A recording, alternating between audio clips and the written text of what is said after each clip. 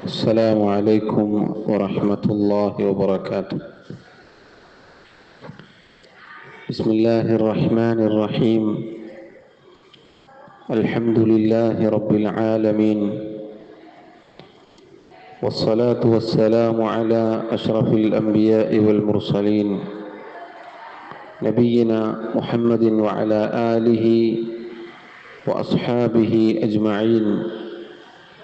أما بعد، اللهم فقهنا في الدين، اللهم علمنا ما ينفعنا وانفعنا بما علمتنا وزدنا علما، وأصلح لنا شأننا كله ولا تكلنا إلى أنفسنا طرفة عين. اللهم اجعل أعمالنا كلها صالحة واجعلها لوجهك خالصة ولا تجعل منها لأحد شيئا.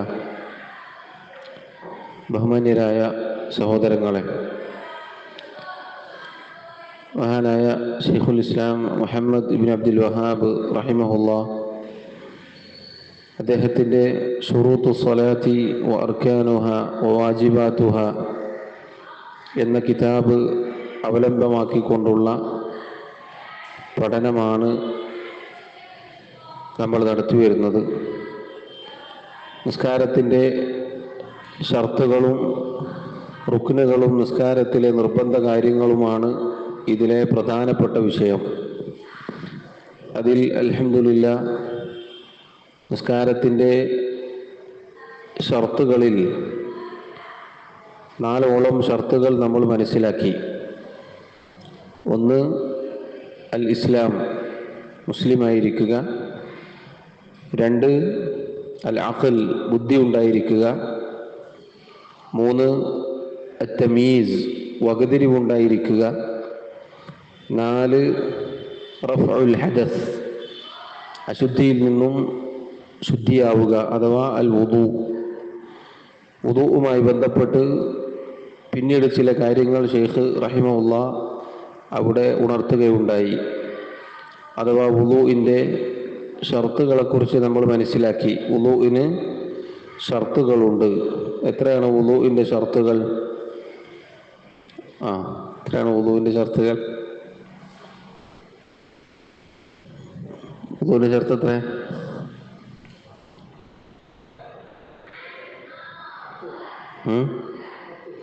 അയ്യോ, ഹസൻത്.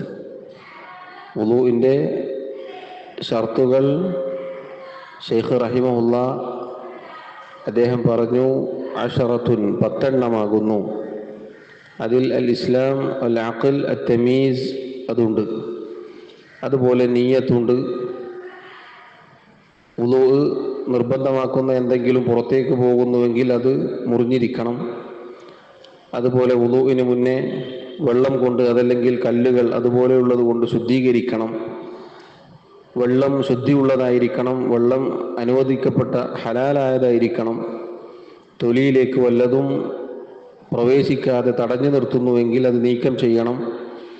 അതുപോലെ സ്ഥിരമായി അശുദ്ധി ഉണ്ടാകുന്ന ആളുകൾ ഫർള് നിസ്കാരത്തിൻ്റെ സമയത്ത് അവർക്ക് സമയമാവണം, എന്നാലേ വുദു ചെയ്യാൻ പാടുള്ളൂ. ഇതാണ് വുദുവിൻ്റെ ഷർത്തുകൾ. 10 എന്ന് നമ്മൾ മനസ്സിലാക്കി.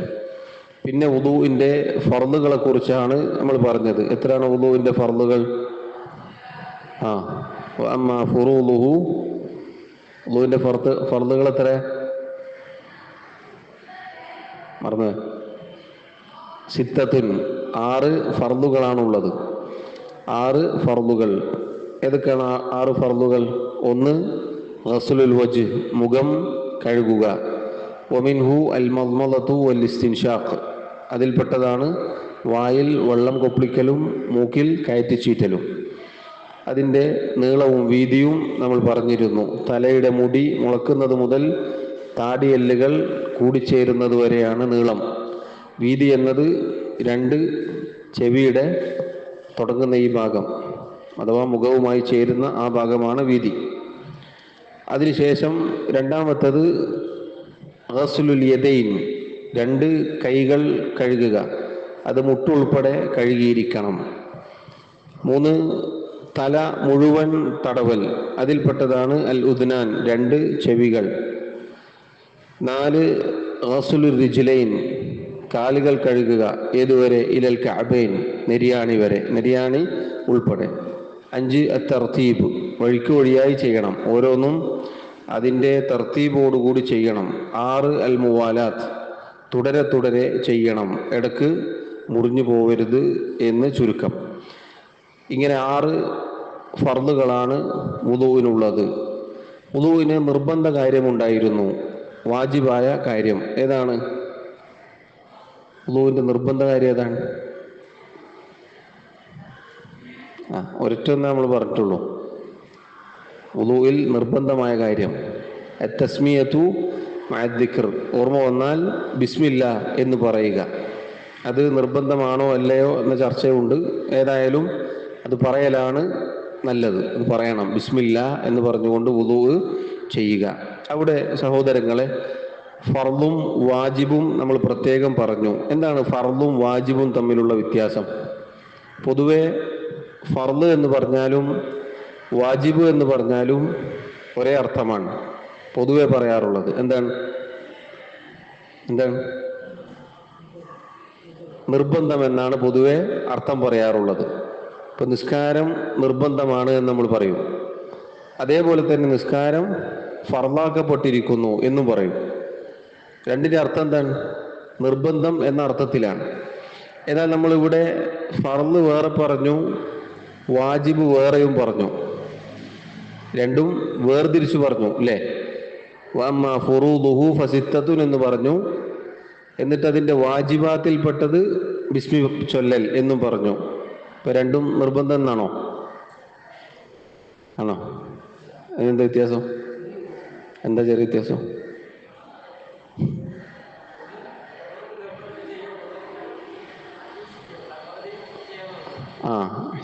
ബറക്കല്ലാഹ്. അതിന് സൂക്ഷ്മമായ അർത്ഥമുണ്ട്. അതായത് ഇത് ഒറ്റക്കാണ് പറഞ്ഞതെങ്കിൽ, ഇത് ഒറ്റക്കാണ് പറഞ്ഞത് എന്ന് വിചാരിക്കുക. ഇപ്പൊ ഫർളാണ് എന്ന് തനിച്ചാണ് പറഞ്ഞത് എങ്കിൽ അതിന് നിർബന്ധം എന്നർത്ഥം കൊടുക്കാം. ഇനി വാജിബ് എന്നാണ് പറഞ്ഞതെങ്കിൽ നിർബന്ധം എന്നർത്ഥം കൊടുക്കാം.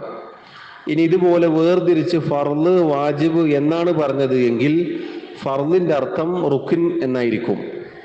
ഫർളിന്റെ അർത്ഥം റുക്ൻ എന്നായിരിക്കും. എന്താ റുക്ൻ എന്ന് പറഞ്ഞാൽ? റുക്ൻ ഒരിക്കലും ഉപേക്ഷിക്കാൻ പാടില്ല. റുക്ൻ ഉപേക്ഷിച്ചാൽ ആ അമൽ ഇല്ലാതായി പോകും. അപ്പോൾ വുദൂഇന്റെ 6 ഫർളുകൾ നമ്മൾ പറഞ്ഞു. അതിലേതെങ്കിലും ഒന്ന് ഉപേക്ഷിക്കാൻ പറ്റുമോ? ഇല്ല. ഉപേക്ഷിച്ചാൽ വുദൂ ഇല്ലാതെയായി പോകും. എന്നാൽ വാജിബായി പറഞ്ഞ ബിസ്മി ഒരാൾ മറന്നുപോയി, വുദൂവിന് എന്തെങ്കിലും തകരാറുണ്ടോ? ഇല്ല. അപ്പം അതാണ് ഒരു വ്യത്യാസം. അത് സാന്ദർഭികമായി സൂചിപ്പിച്ചു എന്ന് മാത്രം. ചിലപ്പോൾ നമുക്ക് സംശയം ഉണ്ടാവും, എന്താ ഇപ്പോൾ ഫർളും വാജിബും തമ്മിലുള്ള വ്യത്യാസം? പൊതുവേ നമ്മളങ്ങനെ കേൾക്കാറുണ്ടല്ലോ, നിസ്കാരം ഫർളാക്കി നിസ്കാരം വാജിബാണ് എന്ന് പൊതുവേ നമ്മൾ കേൾക്കാറുണ്ട്. ഇപ്പോൾ ഒരു സംശയം ഉണ്ടാവുമ്പോൾ അതിന് സൂക്ഷ്മമായി ഇങ്ങനെ അർത്ഥം വെക്കാം. റുക്ൻ എന്ന അർത്ഥത്തിലാണ് വരിക. റുക്ൻ എന്ന് പറഞ്ഞാൽ അവിഭാജ്യ ഘടകം, ഒരിക്കലും ഉപേക്ഷിക്കാൻ പറ്റാത്ത കാര്യങ്ങൾക്കാണ് റുക്ൻ എന്ന് പറയുക. ശരി, ഇതുവരെയാണ് നമ്മൾ പറഞ്ഞത്. 4 ഷർത്തുകളും നിസ്കാരത്തിൻ്റെ 9 ഷർത്തുകളിൽ 4 ഷർത്തുകളും വുദൂഇന്റെ ഷർത്തും ഫർദും വുദൂ മുറിയുന്ന കാര്യവും വുദൂയിലെ നിർബന്ധ കാര്യവും നമ്മൾ മനസ്സിലാക്കി. ഇത് അത് കേട്ട് പോകുന്നത് പോലെ പോകരുത്, പഠിക്കണം, ഓർമ്മ ഉണ്ടായിരിക്കണം. ഇനി സഹോദരങ്ങളെ, അശ്ശർത്തുൽ ഖാമിസ്, 5ാമത്തെ ഷർത്താണ് നമുക്ക് മനസ്സിലാക്കാനുള്ളത്. അശ്ശർത്തുൽ ഖാമിസ് കിതാബ് ഉള്ളവർ നോക്കുക.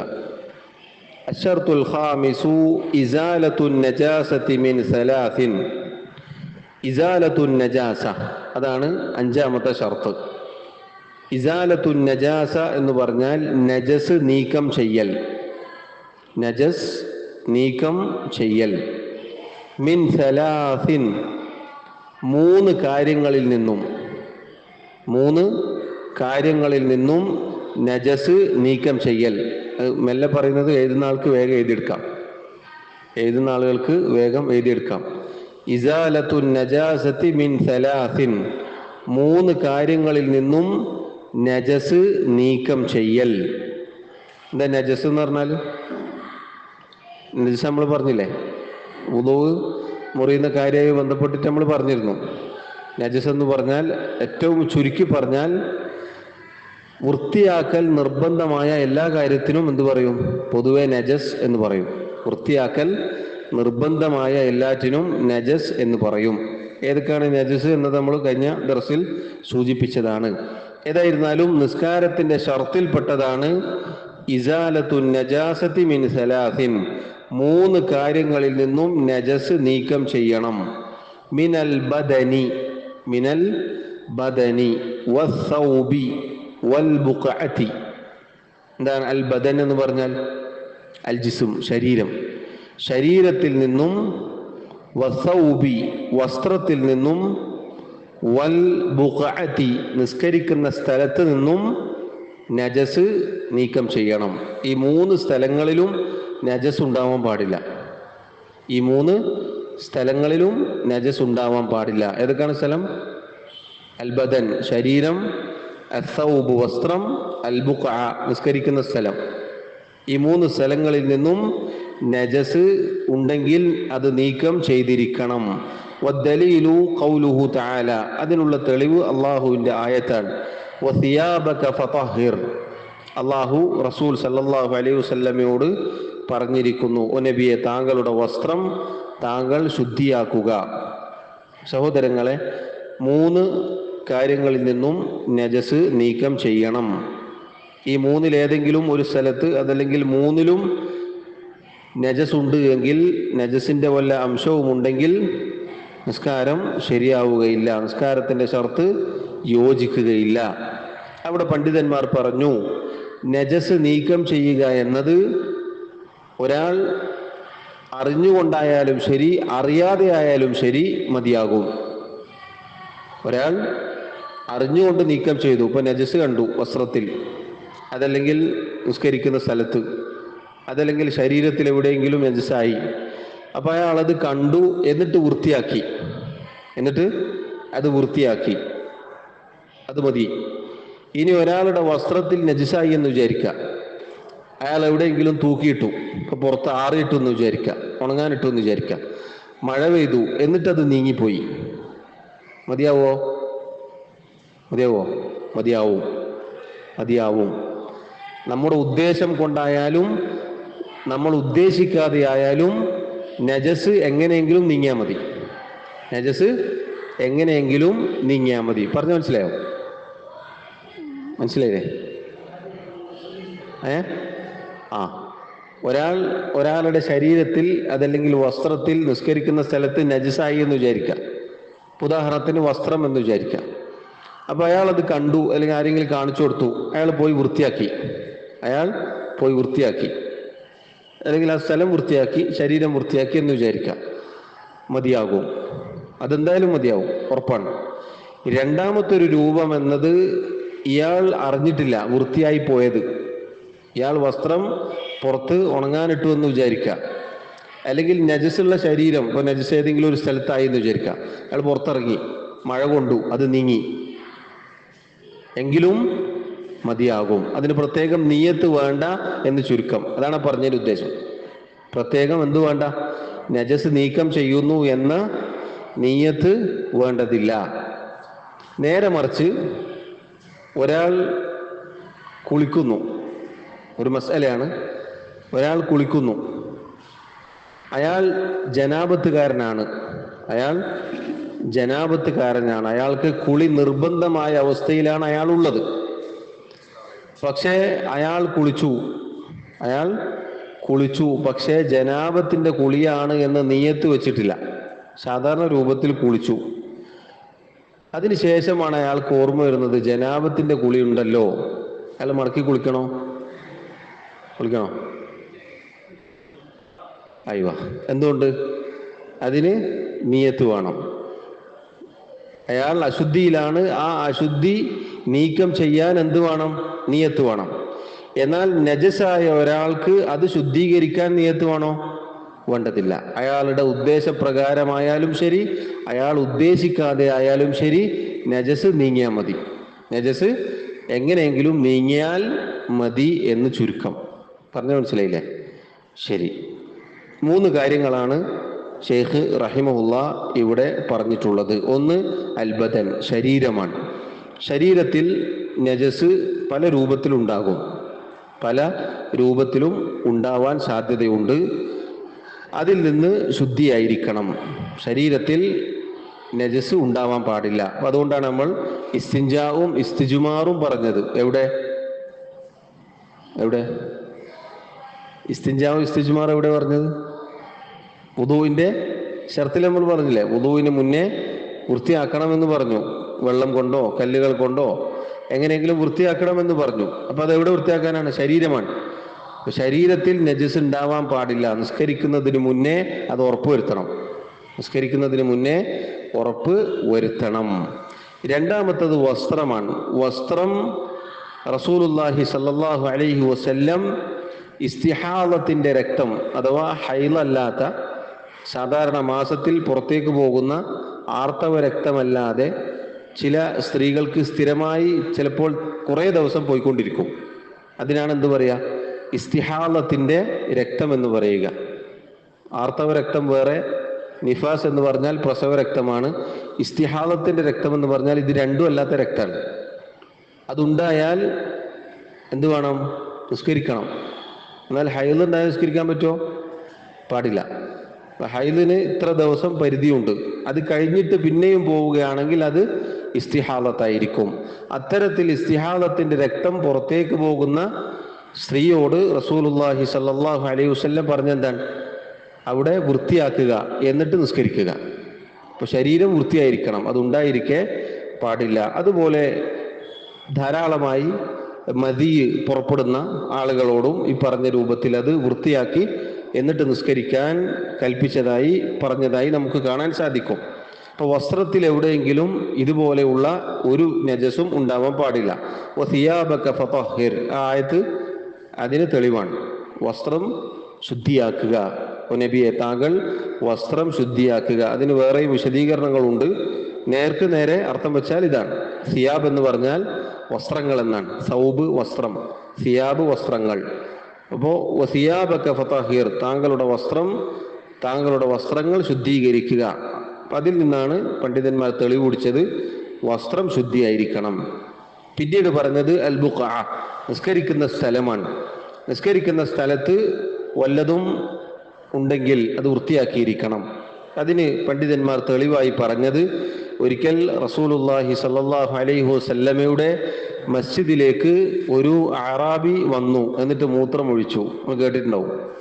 ഒരു അറാബി, ഒരു ഗ്രാമീണനായ ഒരു മനുഷ്യൻ വന്നുകൊണ്ട് പള്ളിയിൽ മൂത്രമൊഴിച്ചു. റസൂലുള്ളാഹി സ്വല്ലല്ലാഹു അലൈഹി വസല്ലം ഹദീസിൽ നമുക്ക് കാണാം, സഹാബികൾ അയാൾക്ക് നേരെ പാഞ്ഞെടുത്തപ്പോൾ നബി സല്ലല്ലാഹു അലൈഹി വസല്ലം പറഞ്ഞു, നിർത്ത്, അയാൾ അത് പൂർത്തീകരിക്കട്ടെ. അങ്ങനെ അയാൾ പൂർത്തീകരിച്ചു. അപ്പോൾ അയാളെ വിളിച്ചു പറഞ്ഞു, ഇത് പള്ളിയാണ്, ഈ പറഞ്ഞ പരിപാടി ഇവിടെ പറ്റൂല എന്ന് നബി സല്ലല്ലാഹു അലൈഹി വസല്ലം നല്ല രൂപത്തിൽ ഉപദേശിച്ചു വിട്ടു. അദ്ദേഹം പറഞ്ഞ വാക്ക്, രസകരമായ വാക്ക് ഹദീസിൽ കാണാം. അള്ളാഹുവേ, എനിക്കും മുഹമ്മദിനും നീ കരുണ ചൊരിയണേ, ഇവർക്ക് ആർക്കും കരുണ കൊടുക്കരുതേ എന്ന് പറഞ്ഞതായി നമുക്ക് കാണാം. നബി സല്ലല്ലാഹു അലൈഹി വസല്ലം തിരിച്ചു പറഞ്ഞു, അള്ളാഹുവിൻ്റെ റഹ്മത്തിനെ താങ്കൾ ഇടുക്കി കളഞ്ഞല്ലോ. അള്ളാഹിൻ്റെ റഹ്മത്ത് വിശാലമാണ്, നമുക്ക് രണ്ടാൾക്കും മാത്രം മതി എന്നാണോ എന്ന രസകരമായ മറുപടി പറഞ്ഞതായി ഹദീസിൽ കാണാം. ഏതായിരുന്നാലും ആ സംഭവം നടന്നപ്പോൾ, അറാബി മൂത്രമൊഴിച്ചപ്പോൾ റസൂലുള്ളാഹി സ്വല്ലല്ലാഹു അലൈഹി വസല്ലം സഹാബത്തിനെ വിളിച്ചുകൊണ്ട് ഒരു പാത്രത്തിൽ വെള്ളം കൊണ്ടുവരാൻ പറഞ്ഞു. എന്നിട്ട് അതിൻ്റെ മുകളിലേക്ക് ഒഴിച്ചു, ആ സ്ഥലം വൃത്തിയാക്കി.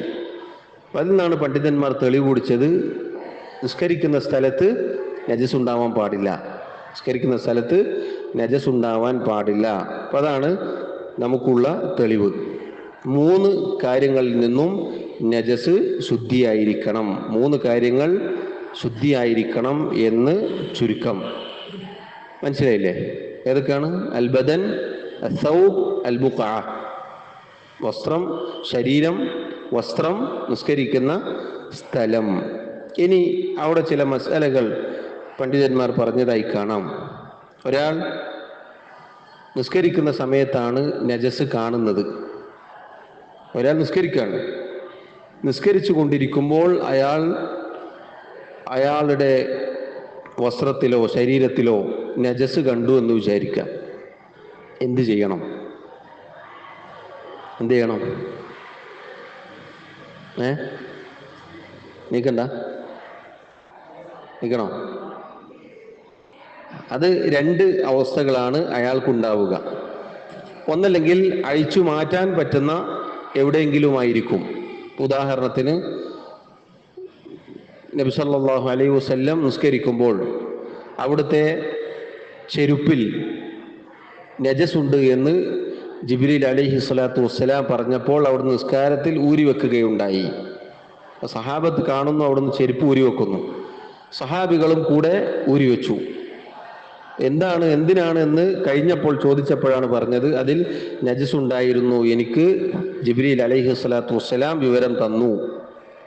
അപ്പം അങ്ങനെ അഴിച്ചു മാറ്റാൻ പറ്റുന്ന വല്ലതിലും, ഇപ്പോൾ തലപ്പാവിലോ തൊപ്പിയിലോ അതല്ലെങ്കിൽ അങ്ങനെയുള്ള ഏതെങ്കിലും കാര്യത്തിലാണെങ്കിൽ അത് നിസ്കാരത്തിൽ അഴിച്ചു വെക്കുക. നിസ്കാരത്തിൽ തന്നെ അത് അഴിച്ചു മാറ്റുക, അത് നിസ്കാരം തുടരുക. രണ്ടാമതൊരവസ്ഥ എന്നത് നിസ്കാരത്തിൽ ഇത് അഴിക്കാൻ പറ്റൂല. ഉദാഹരണത്തിന് പാൻറ്റിലാണെന്ന് വിചാരിക്കുക, അല്ലെങ്കിൽ തുണിയിലാണെന്ന് വിചാരിക്കുക. അത് അഴിച്ചാൽ എന്താവും? അവിടുത്തെ വെളിവാവും, പാടില്ല. അങ്ങനെയുള്ള അവസ്ഥയിലാണെങ്കിൽ എന്തു വേണം? നിസ്കാരം മുറിക്കണം. നിസ്കാരം മുറിച്ച് പോയി അത് വൃത്തിയാക്കി മാറ്റി തിരിച്ചു വരണം. മനസ്സിലായില്ലേ? ഇതാണ് നിസ്കരിക്കുന്ന സമയത്ത് കണ്ടാലുള്ള രണ്ടവസ്ഥകൾ. ഇനി ഒരാൾ നിസ്കാരം കഴിഞ്ഞതിന് ശേഷമാണ് കാണുന്നത്, എന്ത് ചെയ്യണം?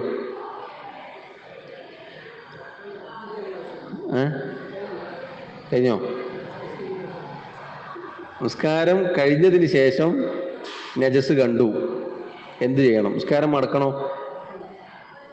മടക്കണ്ട. മടക്കണോ? മടക്കണ്ട. വേണം.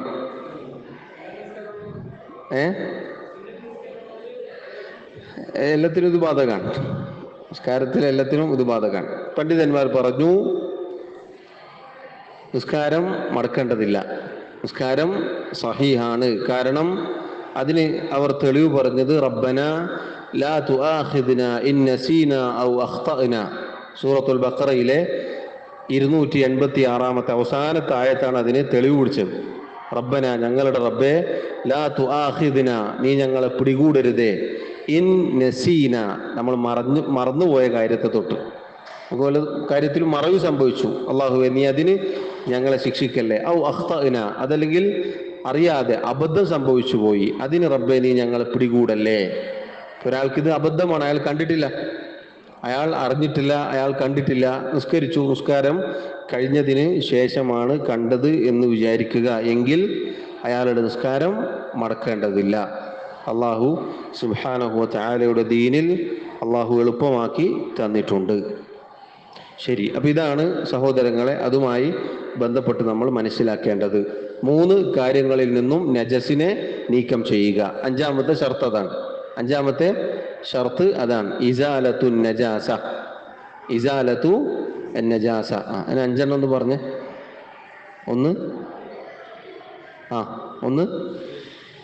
ഒന്നാമത്തെ ഷർത്ത് എന്താ? നിസ്കാരത്തിന്റെ ഷർത്ത് 5 ഇല്ലേ? ഒന്ന് പറഞ്ഞു നോക്ക്.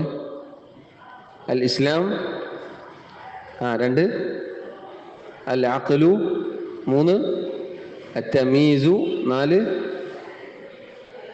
റഫഉൽ ഹദസ്, 5 ഇസാലത്തു നജാസ. മുസ്ലിമായിരിക്കുക, ബുദ്ധി ഉണ്ടായിരിക്കുക, പകുതിരിവ് ഉണ്ടായിരിക്കുക, നജസ് നീക്കം ചെയ്യുക, അശുദ്ധിയിൽ നിന്നും ശുദ്ധിയാവുക അഥവാ വുദു എടുക്കുക, നജസ് നീക്കം ചെയ്യുക. മറന്നു പോകരുത്, ഇതെപ്പോഴും കൂടെ ഉണ്ടായിരിക്കണം, ഒരുമിച്ച് പോകണം. ശരി, അശ്ശർതു സാദിസ്, 6ാമത്തെ ഷർത്ത് സത്റുൽ ഔറത്തി. സത്റുൽ ഔറത്തി എന്തായിരിക്കും? ഔറത്ത് മറക്കൽ. സത്റുൽ ഔറ. ഷെയ്ഖ് പറയുന്നു, അജ്മഅ അഹ്ലുൽ ഇൽമി അലാ ഫസാദി സ്വലാത്തി മൻ സല്ല ഉരിയാനൻ വഹുവ യഖ്ദിർ. അജ്മഅ ഏകോപിച്ചിരിക്കുന്നു അഹ്ലുൽ ഇൽം പണ്ഡിതന്മാർ അലാ ഫസാദി സ്വലാത്തി മൻ സല്ല ഉരിയാനൻ വഹുവ യഖ്ദിർ, ആർക്കാണോ കഴിവുണ്ടായിരിക്കെ നഗ്നനായിക്കൊണ്ട് ഔറത്ത് മറക്കാതെ നിസ്കരിച്ചത് അയാളുടെ നിസ്കാരം ശരിയാവുകയില്ല എന്ന് പണ്ഡിതന്മാർ ഏകോപിച്ചിരിക്കുന്നു. മനസ്സിലായില്ലേ? ഒരാൾക്ക് ഔറത്ത് മറക്കാൻ കഴിവുണ്ട് എങ്കിൽ അയാൾ ഔറത്ത് മറച്ചിരിക്കണം, നിർബന്ധമാണ്, നിസ്കാരത്തിന്റെ ഷർത്താണ്. എന്നിട്ടും ഒരാൾ ഔറത്ത് വെളിവാക്കിക്കൊണ്ട് നിസ്കരിച്ചാൽ, നഗ്നനായിക്കൊണ്ട് നിസ്കരിച്ചാൽ അയാളുടെ നിസ്കാരം ശരിയാവുകയില്ല. വഹദ്ദു ഔറത്തി റജുലി, പുരുഷന്റെ ഔറത്ത്, പുരുഷന്റെ ഔറത്തിന്റെ പരിധി എവിടെയാണ്? എവിടെ പുരുഷന്റെ ഔറത്ത്?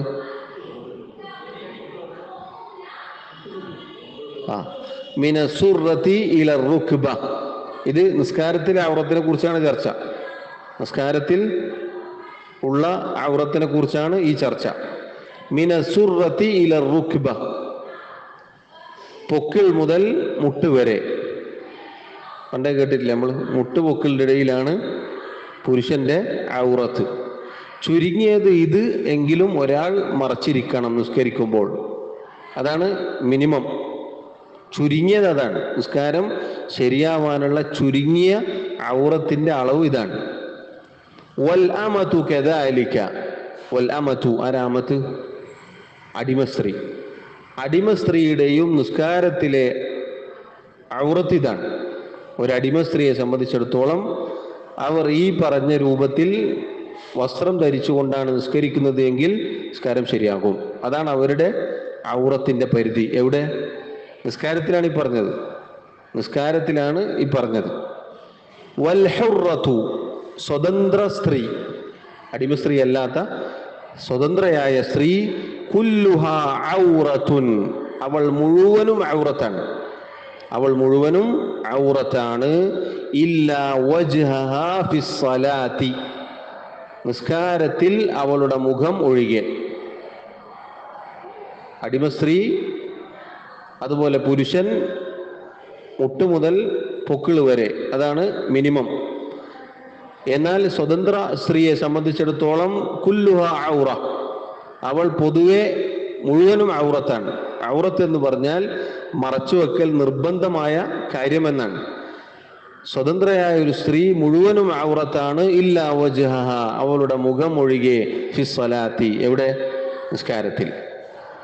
വദ്ദലീലു ഖൗലുഹു തആല, ഔറത്ത് മറക്കണം എന്നതിന് പരിശുദ്ധ ഖുർആനിലുള്ള തെളിവ് അള്ളാഹുവിൻ്റെ ആയത്താണ്. യാ ബനി ആദമ, ആദം സന്തതികളെ, മനുഷ്യരെ, ഖുദൂ സീനതകും ഇൻദ കുല്ലി മസ്ജിദ്, ഐ ഇൻദ കുല്ലി സ്വലാത്തിൻ, നിങ്ങൾ എല്ലാ നിസ്കാരത്തിൻ്റെ സന്ദർഭത്തിലും അലങ്കാരം സ്വീകരിക്കുക, അലങ്കാരം സ്വീകരിക്കുക. ഈ ആയത്താണ് ഷെയ്ഖ് റഹിമഹുല്ല തെളിവായി കൊടുത്തത്. ഇവിടെ സഹോദരങ്ങളെ, ഔറത്ത് മറക്കുക എന്നത് നിസ്കാരത്തിൻ്റെ ഷർത്താണ് എന്ന് നമ്മൾ മനസ്സിലാക്കുക. ഒരാൾക്ക് കഴിവുണ്ടായിരിക്കെ അയാൾ ഔറത്ത് തുറന്നിട്ട് കൊണ്ട് നിസ്കരിച്ചാൽ അയാളുടെ നിസ്കാരം ശരിയാവുകയില്ല. ഉദാഹരണത്തിന്, ഒരാൾ കുളിക്കുകയാണ്, അപ്പോൾ അയാളുടെ വസ്ത്രം ആരെങ്കിലും കട്ടുകൊണ്ടുപോയി, പിന്നെ അയാൾക്ക് ധരിക്കാനുള്ള വസ്ത്രം ഇല്ല എന്ന് വിചാരിക്കുക. ഏതെങ്കിലും നാട്ടിലാണ്, യാത്രയിലാണ്, അള്ളാഹു നമ്മളെ കാത്ത് രക്ഷിക്കട്ടെ. നിസ്കാരത്തിൻ്റെ സമയമായി, നിസ്കാരം ഖളാ ആയി പോകും, വേറെ വസ്ത്രം കയ്യിലില്ല, എന്ത് ചെയ്യണം? അയാൾ അങ്ങനെ തന്നെ നിസ്കരിക്കണം.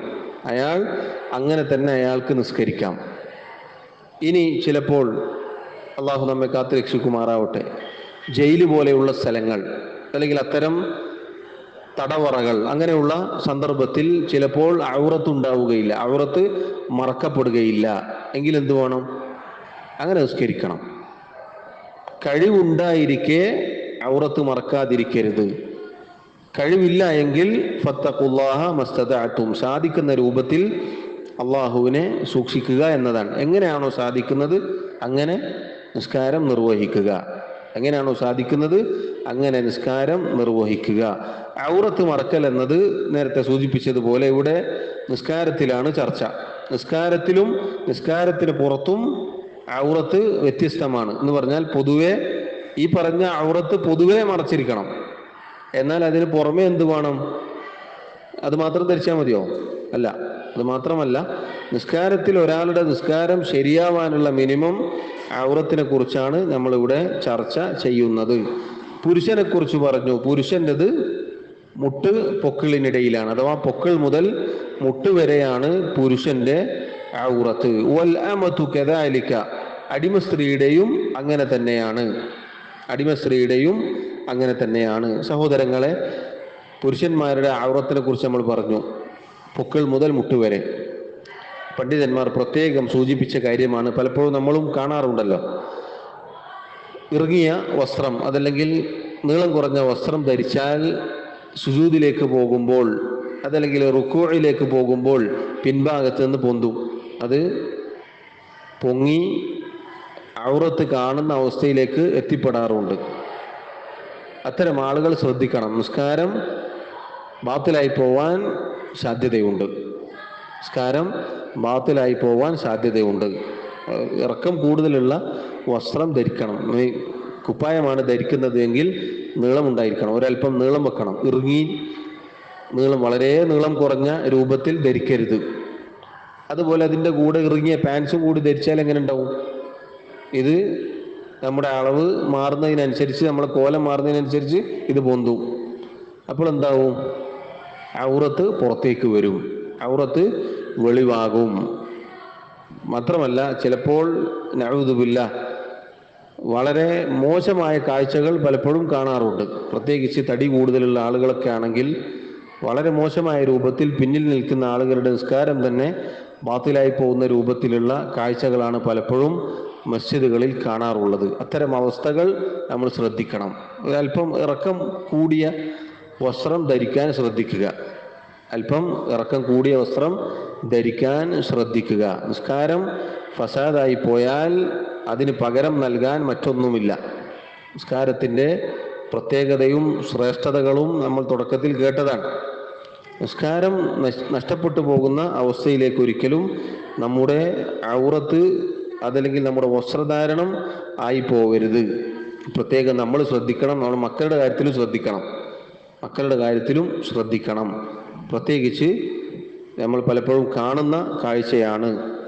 ഇനി സഹോദരങ്ങളെ, റസൂലുള്ളാഹി സ്വല്ലല്ലാഹു അലൈഹി വസല്ലം പറഞ്ഞ മറ്റൊരു ഹദീസിൻ്റെ അടിസ്ഥാനത്തിൽ പണ്ഡിതന്മാർ പറഞ്ഞു, പൊക്കിൾ മുതൽ മുട്ട് വരെയാണ് പുരുഷന്റെ ഔറത്ത് എന്ന് പറഞ്ഞല്ലോ. അതാണ് ഏറ്റവും കുറഞ്ഞത്. എന്നാൽ മറ്റൊരു ഹദീസിൽ കാണാം, ലാ യുസല്ലി അഹദുക്കും ഫി ثوബിൽ വാഹിദി ലൈസ അലാ ആതിഖൈഹി മിൻഹു ശൈഉൻ. നിങ്ങളിൽ ഒരാൾ നിസ്കരിക്കരുത് ഫി ثوബിൽ വാഹിദ്, ഒരൊറ്റ വസ്ത്രം കൊണ്ട്, ലൈസ അലാ ആതിഖൈഹി മിൻഹു ശൈഉൻ, അവന്റെ മുതുകത്ത് ചുമലിൽ ഒന്നുമില്ലാതെ. അതിൽ നിന്ന് പണ്ഡിതന്മാർ തെളിവ് പിടിച്ചു, സാധാരണ പൊക്കിളും മുട്ടും മറയാൻ എന്ത് മതി? അതല്ലെങ്കിൽ ഒരു പാൻറ് ധരിച്ചാൽ മതി, അതല്ലെങ്കിൽ ഒരു തുണി എടുത്താൽ മതി. എന്നാൽ അതിന് പുറമെ ചുമല് കൂടി മറക്കണം, ചുമല് കൂടി മറക്കണമെന്ന് ഈ ഹദീസിൽ നിന്നും പണ്ഡിതന്മാർ പറഞ്ഞു. നിങ്ങളങ്ങനെ നിസ്കരിക്കരുത് എന്നാണ് പറഞ്ഞത്. വസ്ത്രമില്ലാത്ത അവസ്ഥയല്ല. വസ്ത്രം ഉള്ള ആളുകളെ സംബന്ധിച്ചിടത്തോളം എന്ത് ചെയ്യരുത്? തുണി മാത്രം എടുത്തിട്ട് നിസ്കരിക്കരുത്. പിന്നെയോ ചുമൽ മറക്കണം. നമ്മളെ സംബന്ധിച്ചിടത്തോളം അത് വിഷയമുള്ള കാര്യമല്ല. പൊതുവെ നമ്മൾ 2 വസ്ത്രം ധരിച്ചിട്ടാണ് നിസ്കരിക്കാറുള്ളത്. ഇനി ഇതില്ലാത്ത അതല്ലെങ്കിൽ വീട്ടിൽ വെച്ചൊക്കെ നിസ്കരിക്കുമ്പോൾ നമ്മൾ ശ്രദ്ധിക്കണം. സുന്നത്തായാലും ശരി, ഏതായാലും ശരി, യാത്രയിലോ അങ്ങനെ എപ്പോഴായാലും നമ്മൾ ആ വിഷയം ശ്രദ്ധിക്കുക.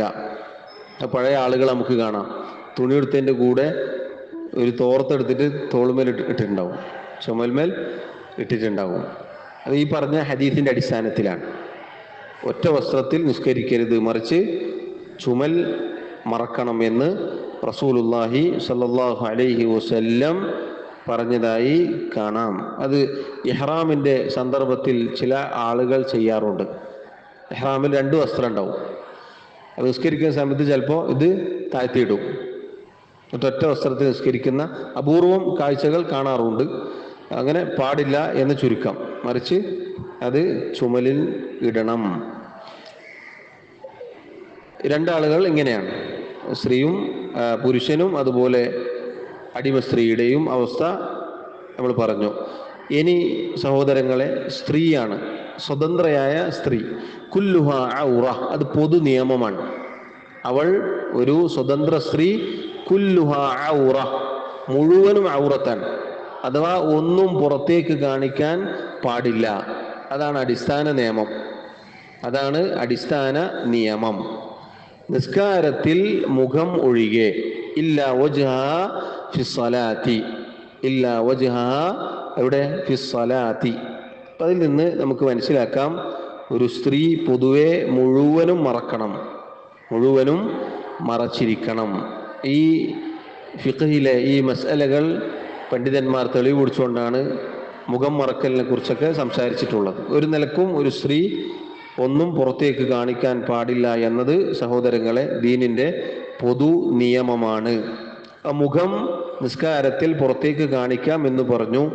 അത് തന്നെ പണ്ഡിതന്മാർ പറഞ്ഞതായി കാണാം. അന്യരായ ആളുകൾ ഉണ്ടെങ്കിൽ, ഇപ്പം യാത്രയിലോ അതല്ലെങ്കിൽ മറ്റേതെങ്കിലും സന്ദർഭത്തിലോ അന്യരായ ആളുകൾ ഉണ്ടെങ്കിൽ ആ സമയത്ത് മുഖം മറച്ചുകൊണ്ട് നിസ്കരിക്കാം എന്നുവരെ ഫത്വ കാണാൻ സാധിക്കും.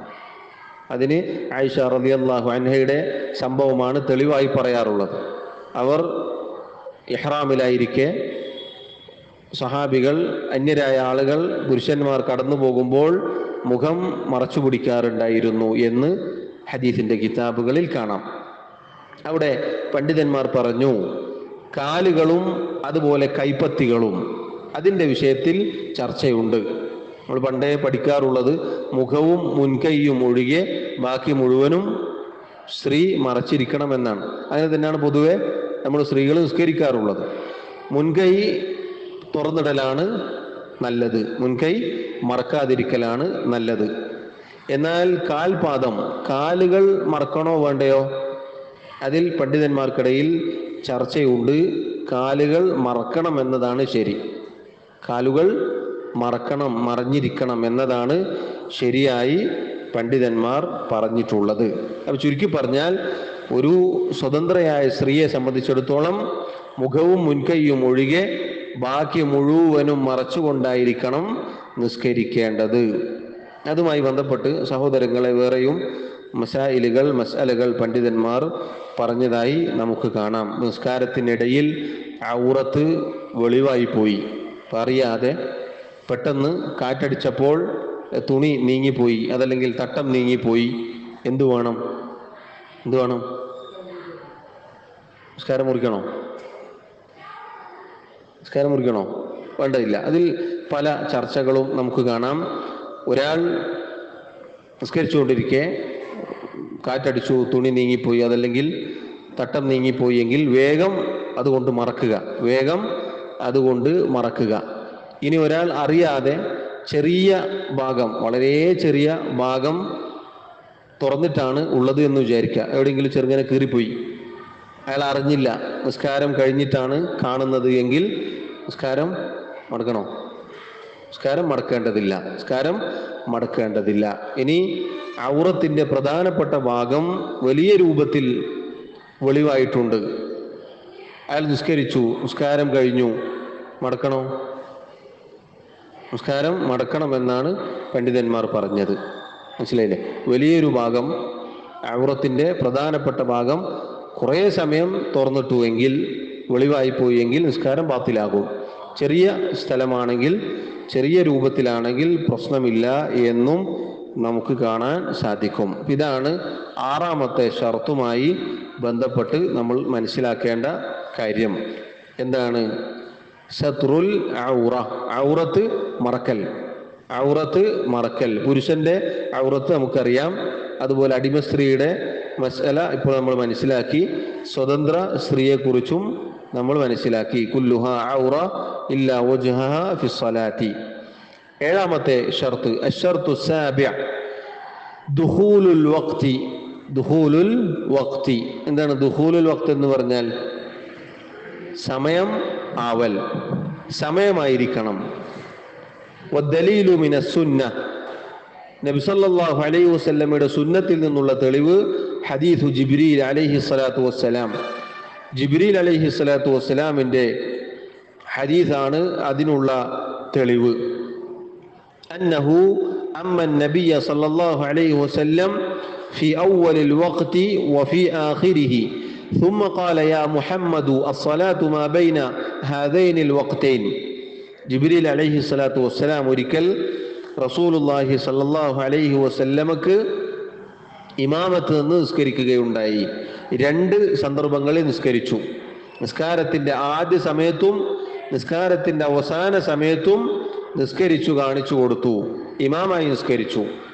ثم قال എന്നിട്ട് പറഞ്ഞു യാ മുഹമ്മദ്, അല്ലയോ മുഹമ്മദേ സല്ലല്ലാഹു അലൈഹി വസല്ലം, അസ്സലാത്തു മാ ബൈന ഹാദൈനിൽ വഖ്തൈൻ, നിസ്കാരം എന്നത് ഈ രണ്ട് സമയങ്ങൾക്കും ഇടയിലാണ് നിർവഹിക്കേണ്ടത്. ഇത് ഹദീസിൽ നിന്നുള്ള തെളിവാണ്. വഖൗലുഹു തആല, അല്ലാഹു തആല പറഞ്ഞു, ഇന്ന സ്വലാത കാനത് അലൽ മുഅ്മിനീന കിതാബൻ മൗഖൂത, തീർച്ചയായും നിസ്കാരം എന്നത് മുഅ്മിനീങ്ങളുടെ മേൽ സമയം നിർണയിക്കപ്പെട്ട നിർബന്ധ ബാധ്യതയാകുന്നു. ഐ മഫ്റൂദൻ ഫിൽ ഔഖാത്ത്. ഇതിൽ നിന്ന് തെളിവ് പിടിച്ചു നിസ്കാരത്തിന് എന്ത് വേണം? സമയം വേണം, സമയമാവണം. നിസ്കാരത്തിന് സമയമാവുന്നതിന് മുന്നേ നിസ്കരിച്ചാൽ ശരിയാവോ? ഇല്ല.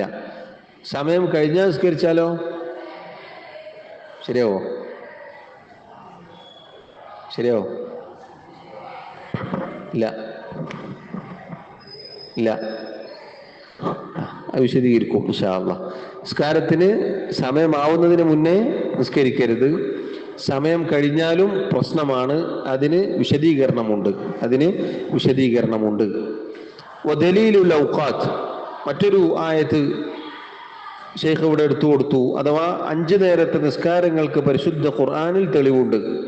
5 നേരത്തെ നിസ്കാരത്തിന് പരിശുദ്ധ ഖുർആനിൽ തെളിവുണ്ട്. ഉണ്ടോ? ഉണ്ട്. ഏതാണ്?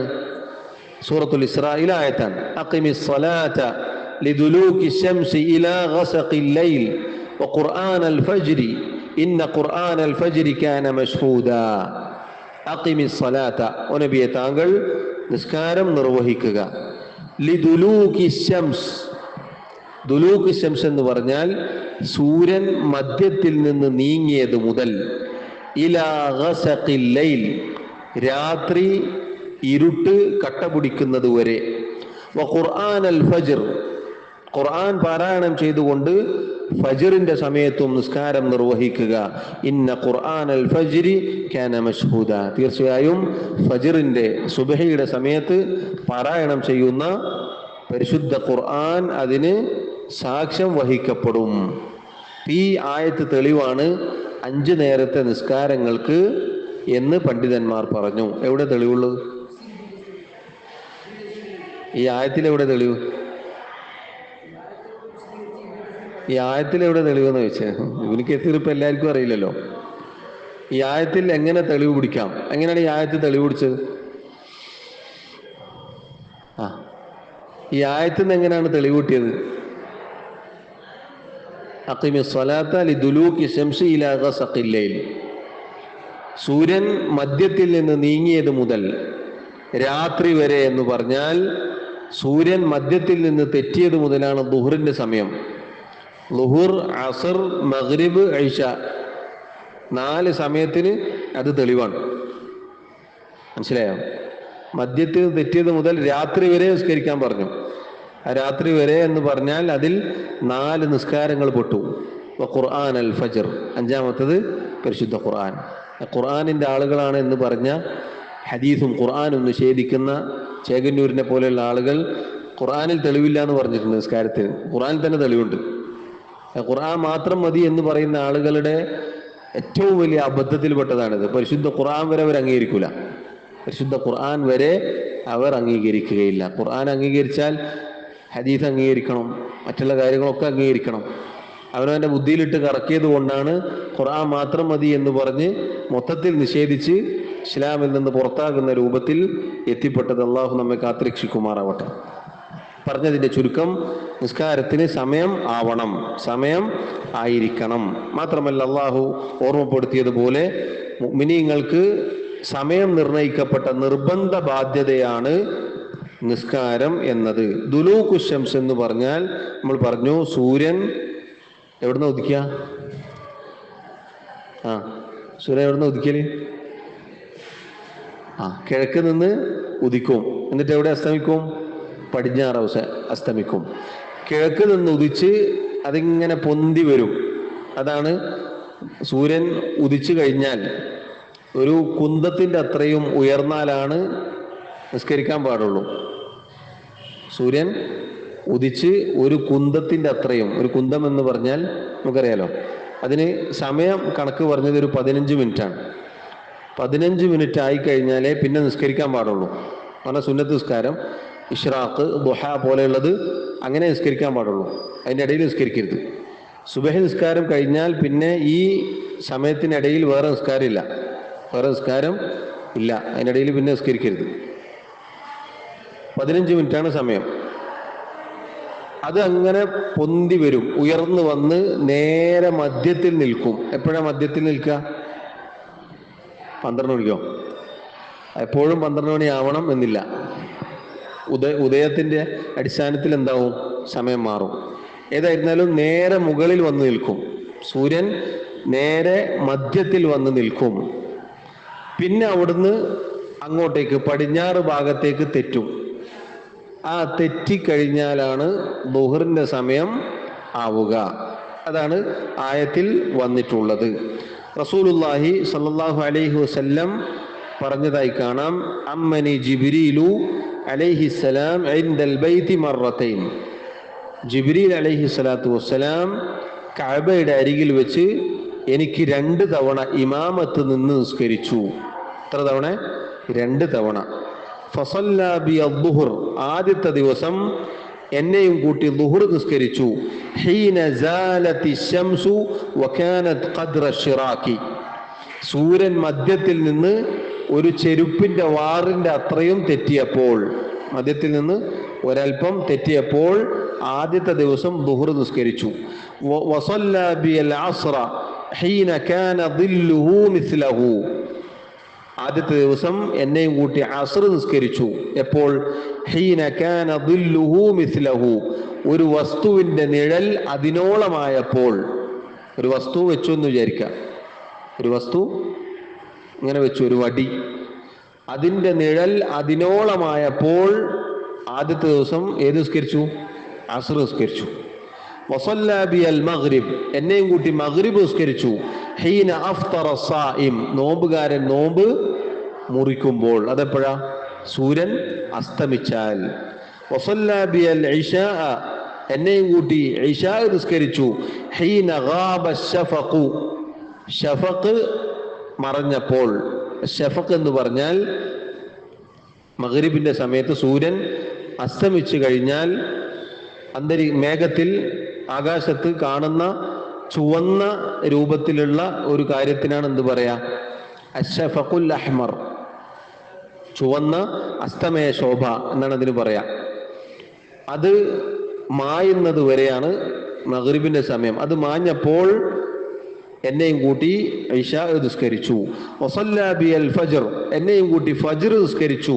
ഹീന ഹറുമ ത്വആമു വശറാബു അല സായിം, നോമ്പുകാരന്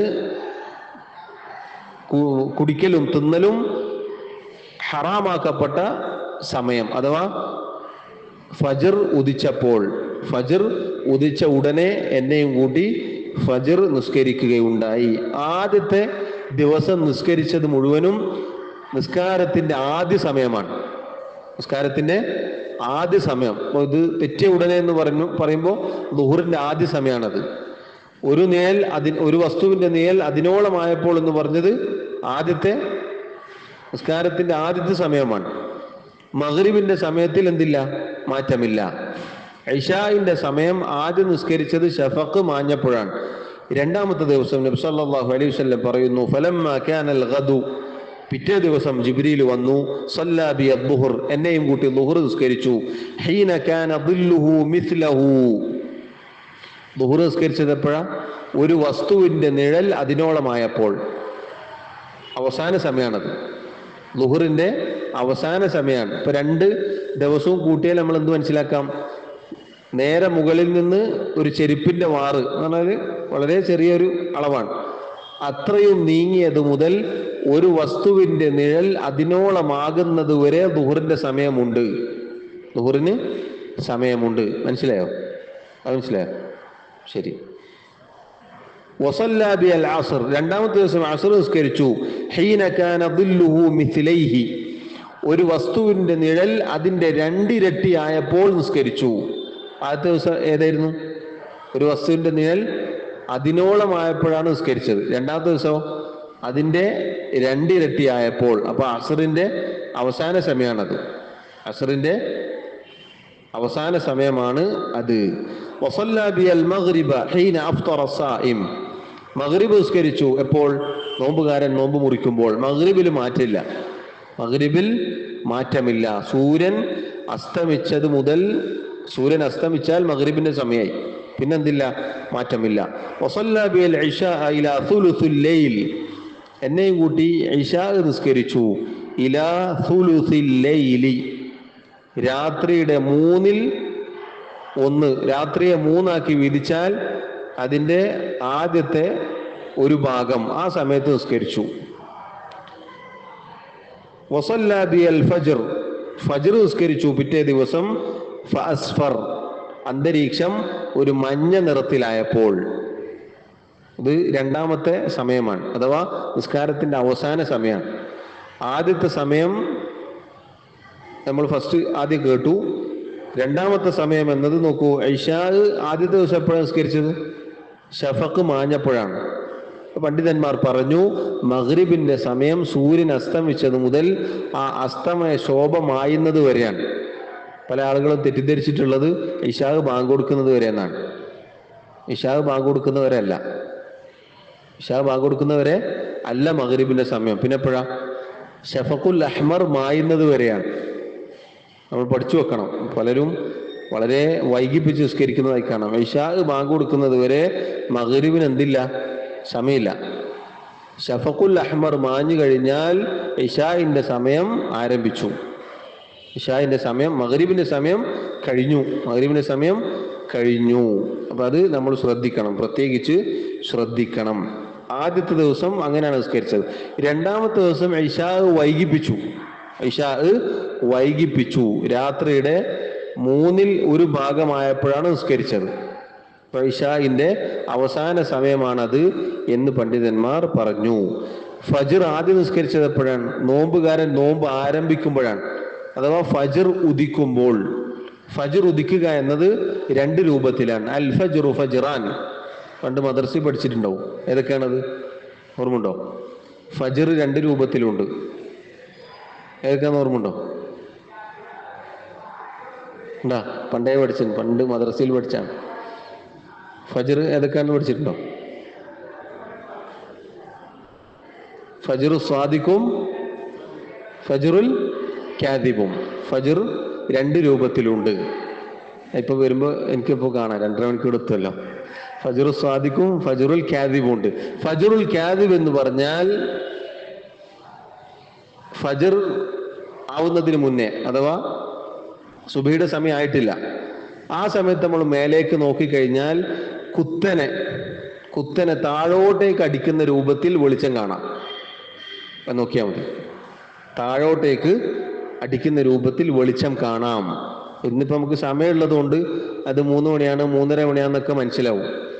ഇനി മരുഭൂമിയിലോ അതല്ലെങ്കിൽ ഈ സൗകര്യങ്ങൾ ഇല്ലാത്തൊരു സ്ഥലത്തെത്തിയാൽ നേരെ കുത്തനെ പ്രകാശം കണ്ടാൽ പോയി നിസ്കരിക്കരുത്.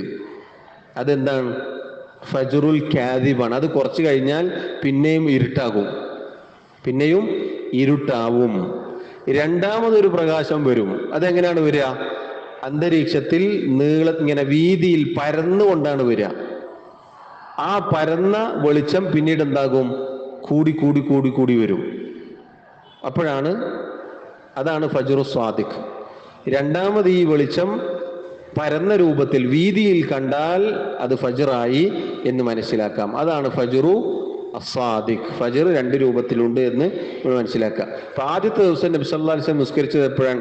ഫജ്ർ ആയ ഉടനെ നിസ്കരിച്ചു. രണ്ടാമത്തെ ദിവസം ജിബ്രീൽ അലൈഹിസ്സലാത്തു വസ്സലാം നിസ്കരിച്ചത് സൂര്യൻ ഉദിക്കാനായപ്പോഴാണ്. അഥവാ അന്തരീക്ഷം മഞ്ഞ നിറത്തിലാകും അല്ലെ. നമ്മളിപ്പോൾ സൂര്യൻ ഉദിക്കാനായി കഴിഞ്ഞാൽ ഒരു 6 മണി, ഇപ്പം 6:14 സൂര്യൻ ഉദിക്കൽ, ഉദയം 6:14 ഒരു 6 മണി 6:05 ഒക്കെ ആയി നോക്കിക്കഴിഞ്ഞാൽ മനസ്സിലാവും, മൊത്തത്തിലൊരു മഞ്ഞ നിറം ഉണ്ടാവും. ആ സമയത്താണ് രണ്ടാമത്തെ ദിവസം നിസ്കരിച്ചത്. ഹുമ്മൽതഫത ഇലയ്യ, നബി സല്ലല്ലാഹു അലൈഹി വസല്ലം പറഞ്ഞു, അതിനുശേഷം ജിബ്രീൽ എന്നിലേക്ക് തിരിഞ്ഞു നിന്നു. ഫഖാല, എന്നിട്ട് പറഞ്ഞു, യാ മുഹമ്മദ് ഹാദാ വഖ്തുൽ അംബിയാഇ മിൻ ഖബ്ലിക്, ഇതാണ് താങ്കൾക്ക് മുമ്പുള്ള നബിമാരുടെ നിസ്കാര സമയം. വൽ വഖ്തു മാ ബൈന ഹാദൈനിൽ വഖ്തൈൻ, നിസ്കാരത്തിന്റെ സമയം എന്നത് ഈ രണ്ട് സമയങ്ങൾക്കിടയിലാണ്. ഇപ്പൊ നബി സല്ലല്ലാഹു അലൈഹി വസല്ലമക്ക് നമുക്കും പൂർവികരായ നബിമാർക്കുമുള്ള സമയം മാറ്റണ്ടോ? ഇല്ല, ഒരേ സമയമാണ്. അത് പറയും ഇത് നമുക്കും മുൻഗാമികൾക്കുമുള്ള ഒരേ സമയമാണ് എന്ന് നമ്മൾ മനസ്സിലാക്കുക. അതോടൊപ്പം നിസ്കാരത്തിന്റെ സമയമാവുന്നതിന് മുന്നേ നിസ്കരിക്കരുത് എന്ന് പറഞ്ഞു. നിസ്കാരത്തിന്റെ സമയം ആയിക്കഴിഞ്ഞാൽ നിസ്കരിക്കണം, അതിൽ നിന്ന് പിന്തിപ്പിക്കരുത്. പിന്തിപ്പിക്കാൻ അനുവാദമുള്ളത് ഒന്ന് യാത്രക്കാരനാണ്, മുസാഫിറിനാണ്. മുസാഫിറിന് ജംഉം ഖസ്റും അനുവാദമുണ്ട്. ഒരു നിസ്കാരത്തിന്റെ സമയത്ത് മറ്റേ നിസ്കാരവും കൂടി നിസ്കരിക്കാം. സുബഹിക്ക് എന്തില്ല, ജമഇല്ല. ദുഹുറും അസ്റും, ഇപ്പൊ ദുഹറിന്റെ സമയത്ത് വേണമെങ്കിൽ അസ്ർ നിസ്കരിക്കാം. ഇനി ദുഹറിന്റെ സമയത്ത് നിസ്കരിക്കാൻ പറ്റിയിട്ടില്ല എങ്കിൽ അസ്റിന്റെ സമയത്ത് അത് രണ്ടും നിസ്കരിക്കാം. അതേപോലെ മഗ്രിബും ഇശാവും ഒരുമിച്ച് നിസ്കരിക്കാം. മഗ്രിബിന്റെ സമയത്ത് മഗ്രിബും ഇശാവും നിസ്കരിക്കാം. അതല്ലെങ്കിൽ അത് പിന്തിപ്പിച്ച് ഇശാഇന്റെ സമയത്ത് മഗ്രിബും ഇശാവും നിസ്കരിക്കാം. യാത്രക്കാരനാണ് ശറഇൽ പിന്തിപ്പിക്കാൻ അവസരമുള്ളത്. പിന്നെ നിസ്കാരത്തിന്റെ സമയത്ത് ഉറങ്ങിപ്പോയി അല്ലെങ്കിൽ മറന്നുപോയി, അങ്ങനെയുള്ള ആളുകൾ നിസ്കാരത്തിന്റെ സമയത്തിൽ നിന്നും തെറ്റിയാൽ അവർക്കും എന്തില്ല, കുറ്റമില്ല. ഓർമ്മ വന്നാൽ അതല്ലെങ്കിൽ ഉറക്കത്തിൽ നിന്ന് എഴുന്നേറ്റാൽ നിസ്കരിക്കണം. ഓർമ്മ വരാതിരിക്കരുത്, മനഃപൂർവ്വം എന്താക്കരുത്, കച്ചവടത്തിന്റെ തിരക്കിലായി പോയിട്ട് ഞാൻ മറന്നു എന്ന് പറയരുത്. സാധാരണ യാത്രയിൽ ചിലപ്പോൾ തിരക്കിട്ട് പോകുന്ന യാത്രയിലൊക്കെ ചിലപ്പോൾ മറന്നു പോകും. അതല്ലെങ്കിൽ എന്തെങ്കിലും അങ്ങനെയുള്ള സന്ദർഭത്തിലാണ് മറന്നു പോവുക. എല്ലാ ദിവസവും മറന്നു പോയിട്ട് ഇങ്ങനെ ഒരു മസാല ഉണ്ടല്ലോ എന്ന് വിചാരിക്കരുത്. അതുപോലെ എല്ലാ ദിവസവും സുബഹിക്ക് കിടന്നുറങ്ങുക, എന്നിട്ട് ഉറങ്ങി എണീച്ചാൽ നിസ്കരിച്ചാൽ മതിയല്ലോ എന്നല്ല. യാദൃശ്ചികമായി എപ്പോഴെങ്കിലും സംഭവിച്ചാൽ അതിന് ഇങ്ങനെ ചെയ്യാം. പിന്നെ സഹോദരങ്ങളെ, അസ്റും ഇശാവും പണ്ഡിതന്മാർ പറഞ്ഞു, അസ്റിന്റെ സമയം നമ്മൾ പറഞ്ഞു. ആദ്യത്തെ സമയം എപ്പോഴാണ്? ഒരു വസ്തുവിന്റെ നിഴൽ അതിനോളമായപ്പോൾ അസ്റിന്റെ സമയം ആരംഭിച്ചു. ഒരു വസ്തുവിന്റെ നിഴൽ അതിന്റെ രണ്ടിരട്ടി ആയാൽ അതിന്റെ അവസാന സമയമാണ് എന്ന് പറഞ്ഞു. അത് കഴിഞ്ഞാൽ പിന്നെ വഖ്തു ദറൂറ എന്നാണ് ഫുഖഹാക്കൾ പറഞ്ഞിട്ടുള്ളത്. ഇപ്പോൾ ഉദാഹരണത്തിന് 3:55 ബാങ്ക് 3:55 ബാങ്കാന്ന് വിചാരിക്കാം. അസ്ർ ബാങ്ക്, ജമാഅത്ത് 4:15 എന്ന് വിചാരിക്കാം. നമ്മൾ ഇപ്പോൾ ഒരു വസ്തു വെച്ചിട്ട് അതിന്റെ 2 ഇരട്ടി നിഴലാവാൻ നോക്കിക്കഴിഞ്ഞാൽ ഏതാണ്ട് എത്ര മണിയാവും? കുറെ അങ്ങേക്ക് പോവില്ല. അന്തരീക്ഷം മഞ്ഞ നിറത്തിലാവും. അന്തരീക്ഷം ഒരു മഞ്ഞ നിറത്തിൽ, ഒരു ചെറിയ മഞ്ഞ, സുബഹി പോലെയല്ല, ഒരു സൂര്യൻ അസ്തമിക്കാൻ അടുക്കുന്ന ആ ഒരു സമയം, അതിന്റെ തൊട്ട് മുന്നേയുള്ള സമയം വരെയാണ് ശരിക്കും അസറിന്റെ സമയം. അതിനുശേഷമുള്ളത് ലറൂറത്തിന്റെ സമയമാണ്. ഇപ്പോൾ ഒരാൾക്ക് യാത്രയിൽ പെട്ടു, അതല്ലെങ്കിൽ ഒഴിവാക്കാൻ പറ്റാത്ത തിരക്കിൽപ്പെട്ടു, അങ്ങനെയുള്ള സമയത്ത് അയാൾക്ക് ആ സമയത്ത്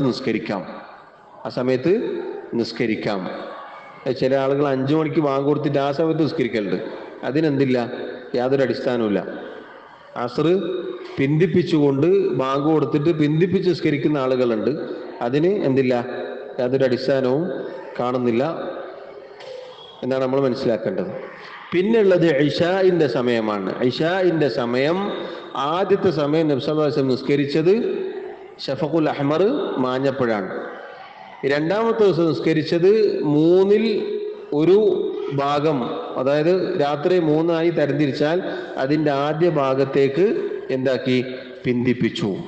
അത് നിസ്ഫുൽ ലൈൽ വരെ കൊണ്ടുപോകാം, അർദ്ധരാത്രി വരെ സമയമുണ്ട് എന്ന് പണ്ഡിതന്മാർ പറഞ്ഞു. ആ അർദ്ധരാത്രി എന്നുള്ളത് ലറൂറത്തിന്റെ സമയമാണ്.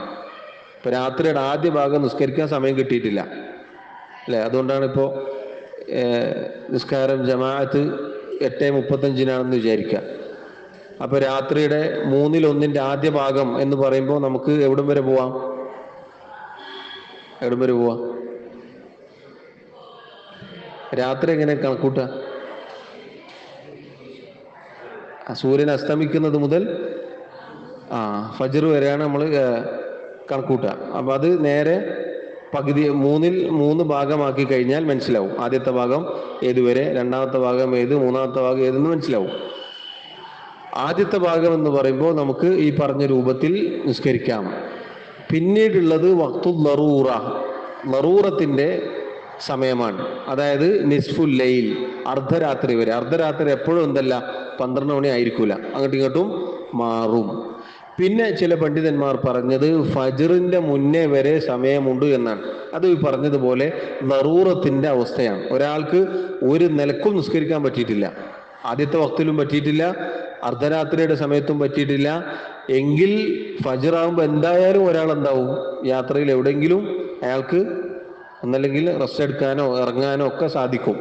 ആ സമയത്ത് അയാൾക്ക് അതുവരെ നീട്ടിക്കൊണ്ടുപോകാം എന്ന് പറഞ്ഞതായി കാണാം. അല്ലാഹു അലം.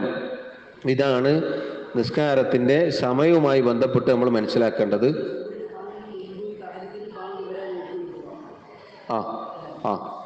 അത് സുബ്ഹി ആകുന്നതിന് മുന്നേ വരെയുള്ള സമയം ഇശാ നീട്ടിക്കൊണ്ടുപോകാം. അത് ലറൂറത്തിനാണ്. സ്ഥിരമായിട്ട് നമ്മളെ ജോലി അങ്ങനെ തർത്തീവാക്കരുത്. എൻ്റെ പണി ഇത്ര മണിക്കാണ്, അപ്പൊ ഞാൻ എപ്പോഴും ആ സമയത്ത് നിസ്കരിക്കുമെന്നല്ല. ഏതെങ്കിലും അവസ്ഥയിൽ പെട്ടുപോയാൽ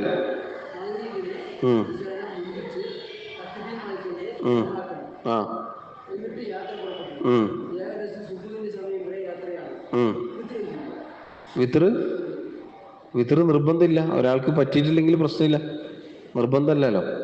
തഹജ്ജുദ് വിത്ർ എന്നുള്ളത് നിർബന്ധ നിസ്കാരമല്ല. ഒരാൾക്ക് സാധിക്കുന്നില്ല എങ്കിൽ കുഴപ്പമില്ല. നബി സല്ലല്ലാഹു അലൈഹി വസല്ലം ഉപേക്ഷിക്കാറുണ്ടായിരുന്നില്ല. നമുക്ക് സാധിക്കുകയാണെങ്കിൽ അതുകൊണ്ടാണ് സുന്നത്ത് നിസ്കാരത്തിനെ വരും. അടുത്തത് അതാണ് ഇസ്തിഖ്ബാലുൽ ഖിബ്ല. ഖിബ്ലക്ക് മുന്നിടൽ എന്തില്ല? നിർബന്ധമില്ല പറയൂ. അതുകൊണ്ട് നമുക്ക് ഏതവസ്ഥയിലും നിസ്കരിക്കാം, ഏതവസ്ഥയിലും നിസ്കരിക്കാം. ഒരാൾക്ക് ഒരു സ്ഥലത്ത് ഇരിക്കാൻ പറ്റിയാൽ മതി, അവിടെ ഇരുന്നിട്ട് നിസ്കരിക്കാം, അതുകൊണ്ട് കുഴപ്പമില്ല. പിന്നെ ഒരാൾ നിസ്കരിച്ചിട്ടില്ല എന്ന് വിചാരിക്കുക, അയാൾക്ക് എന്തില്ല?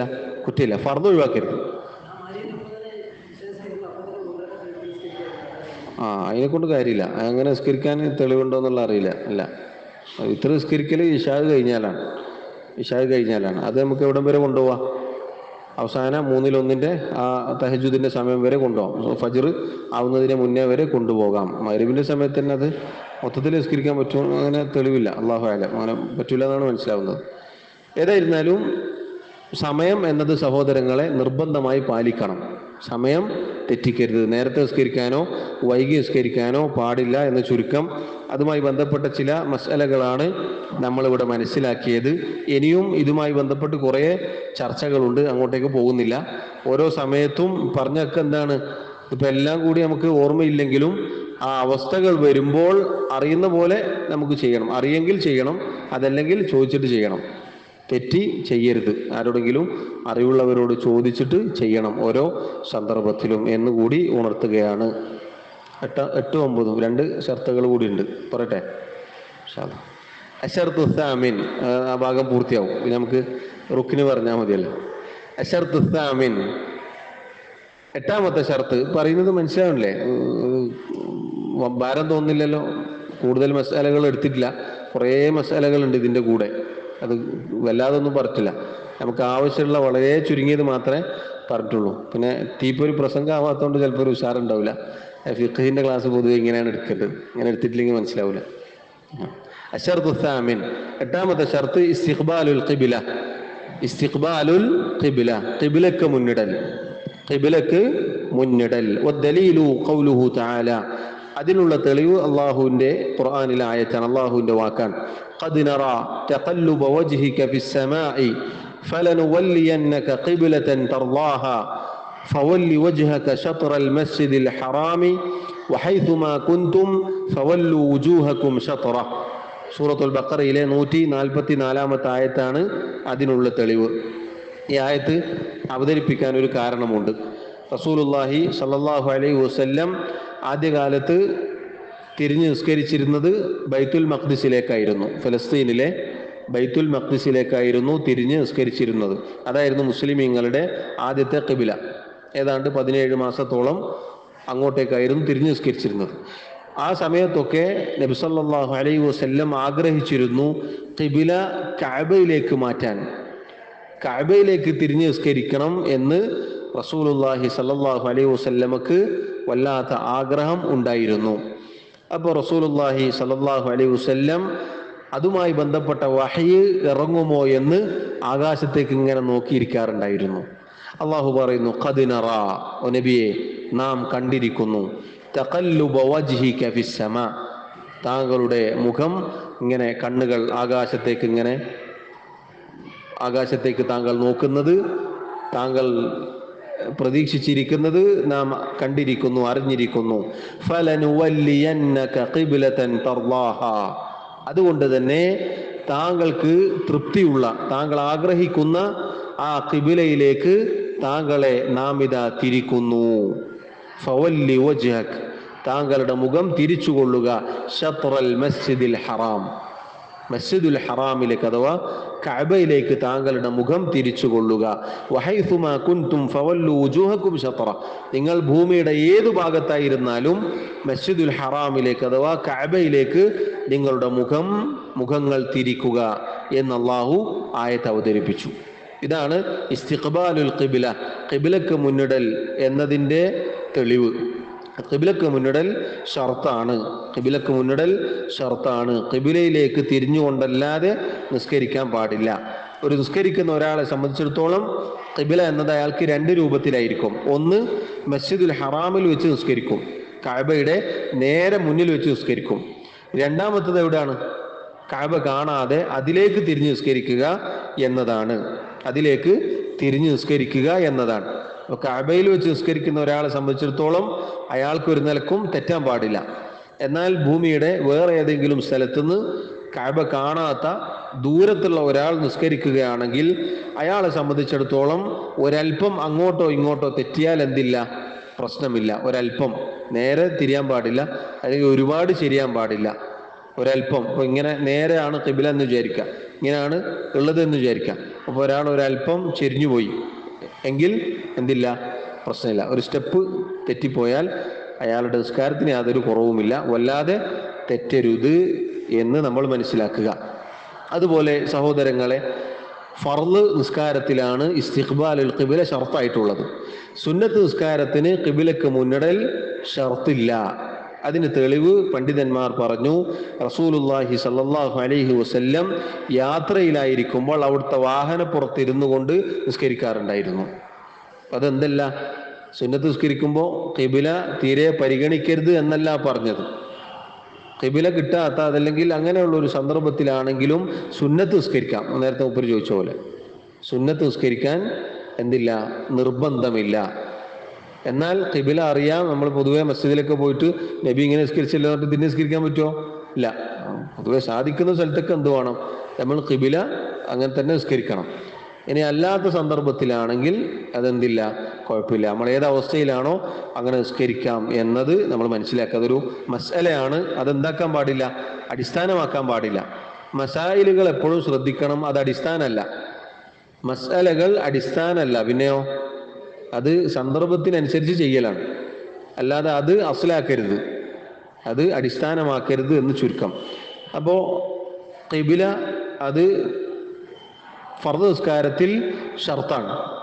ഷർത്താണെന്ന് പറഞ്ഞാൽ നിസ്കാരം ശരിയാവാൻ ഉള്ള നിബന്ധനയാണ്.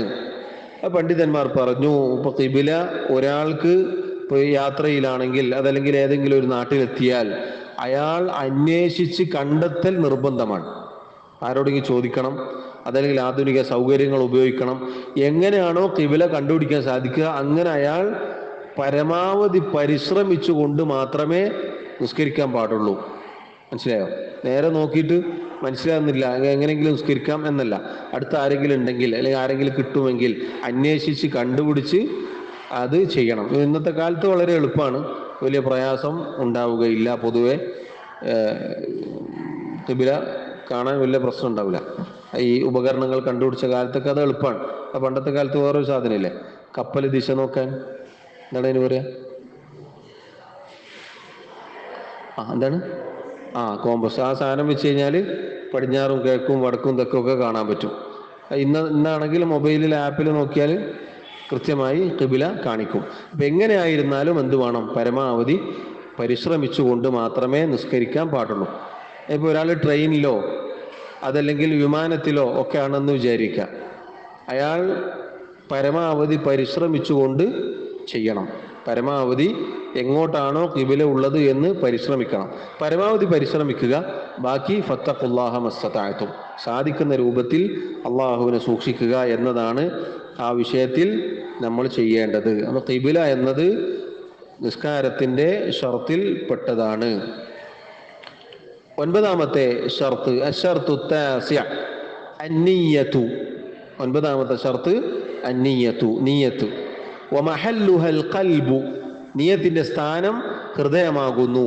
വത്തലഫ്ഫുദു ബിഹാ ബിദ്അത്തുൻ, അത് നാവുകൊണ്ട് ഉച്ചരിക്കുക എന്നത് ബിദ്അത്താണ്, പുത്തനാചാരമാണ്. വദ്ദലീലുൽ ഹദീസ്, അതിനുള്ള തെളിവ് ഹദീസാണ്. ഇന്നമൽ അമാലു ബിന്നിയാത്ത് വഇന്നമാ ലികുല്ലി ഇംറിഇൻ മാ നവ, തീർച്ചയായും എല്ലാ പ്രവർത്തനങ്ങൾ പരിഗണിക്കപ്പെടുന്നത് നിയ്യത്തിന്റെ അടിസ്ഥാനത്തിലാണ്.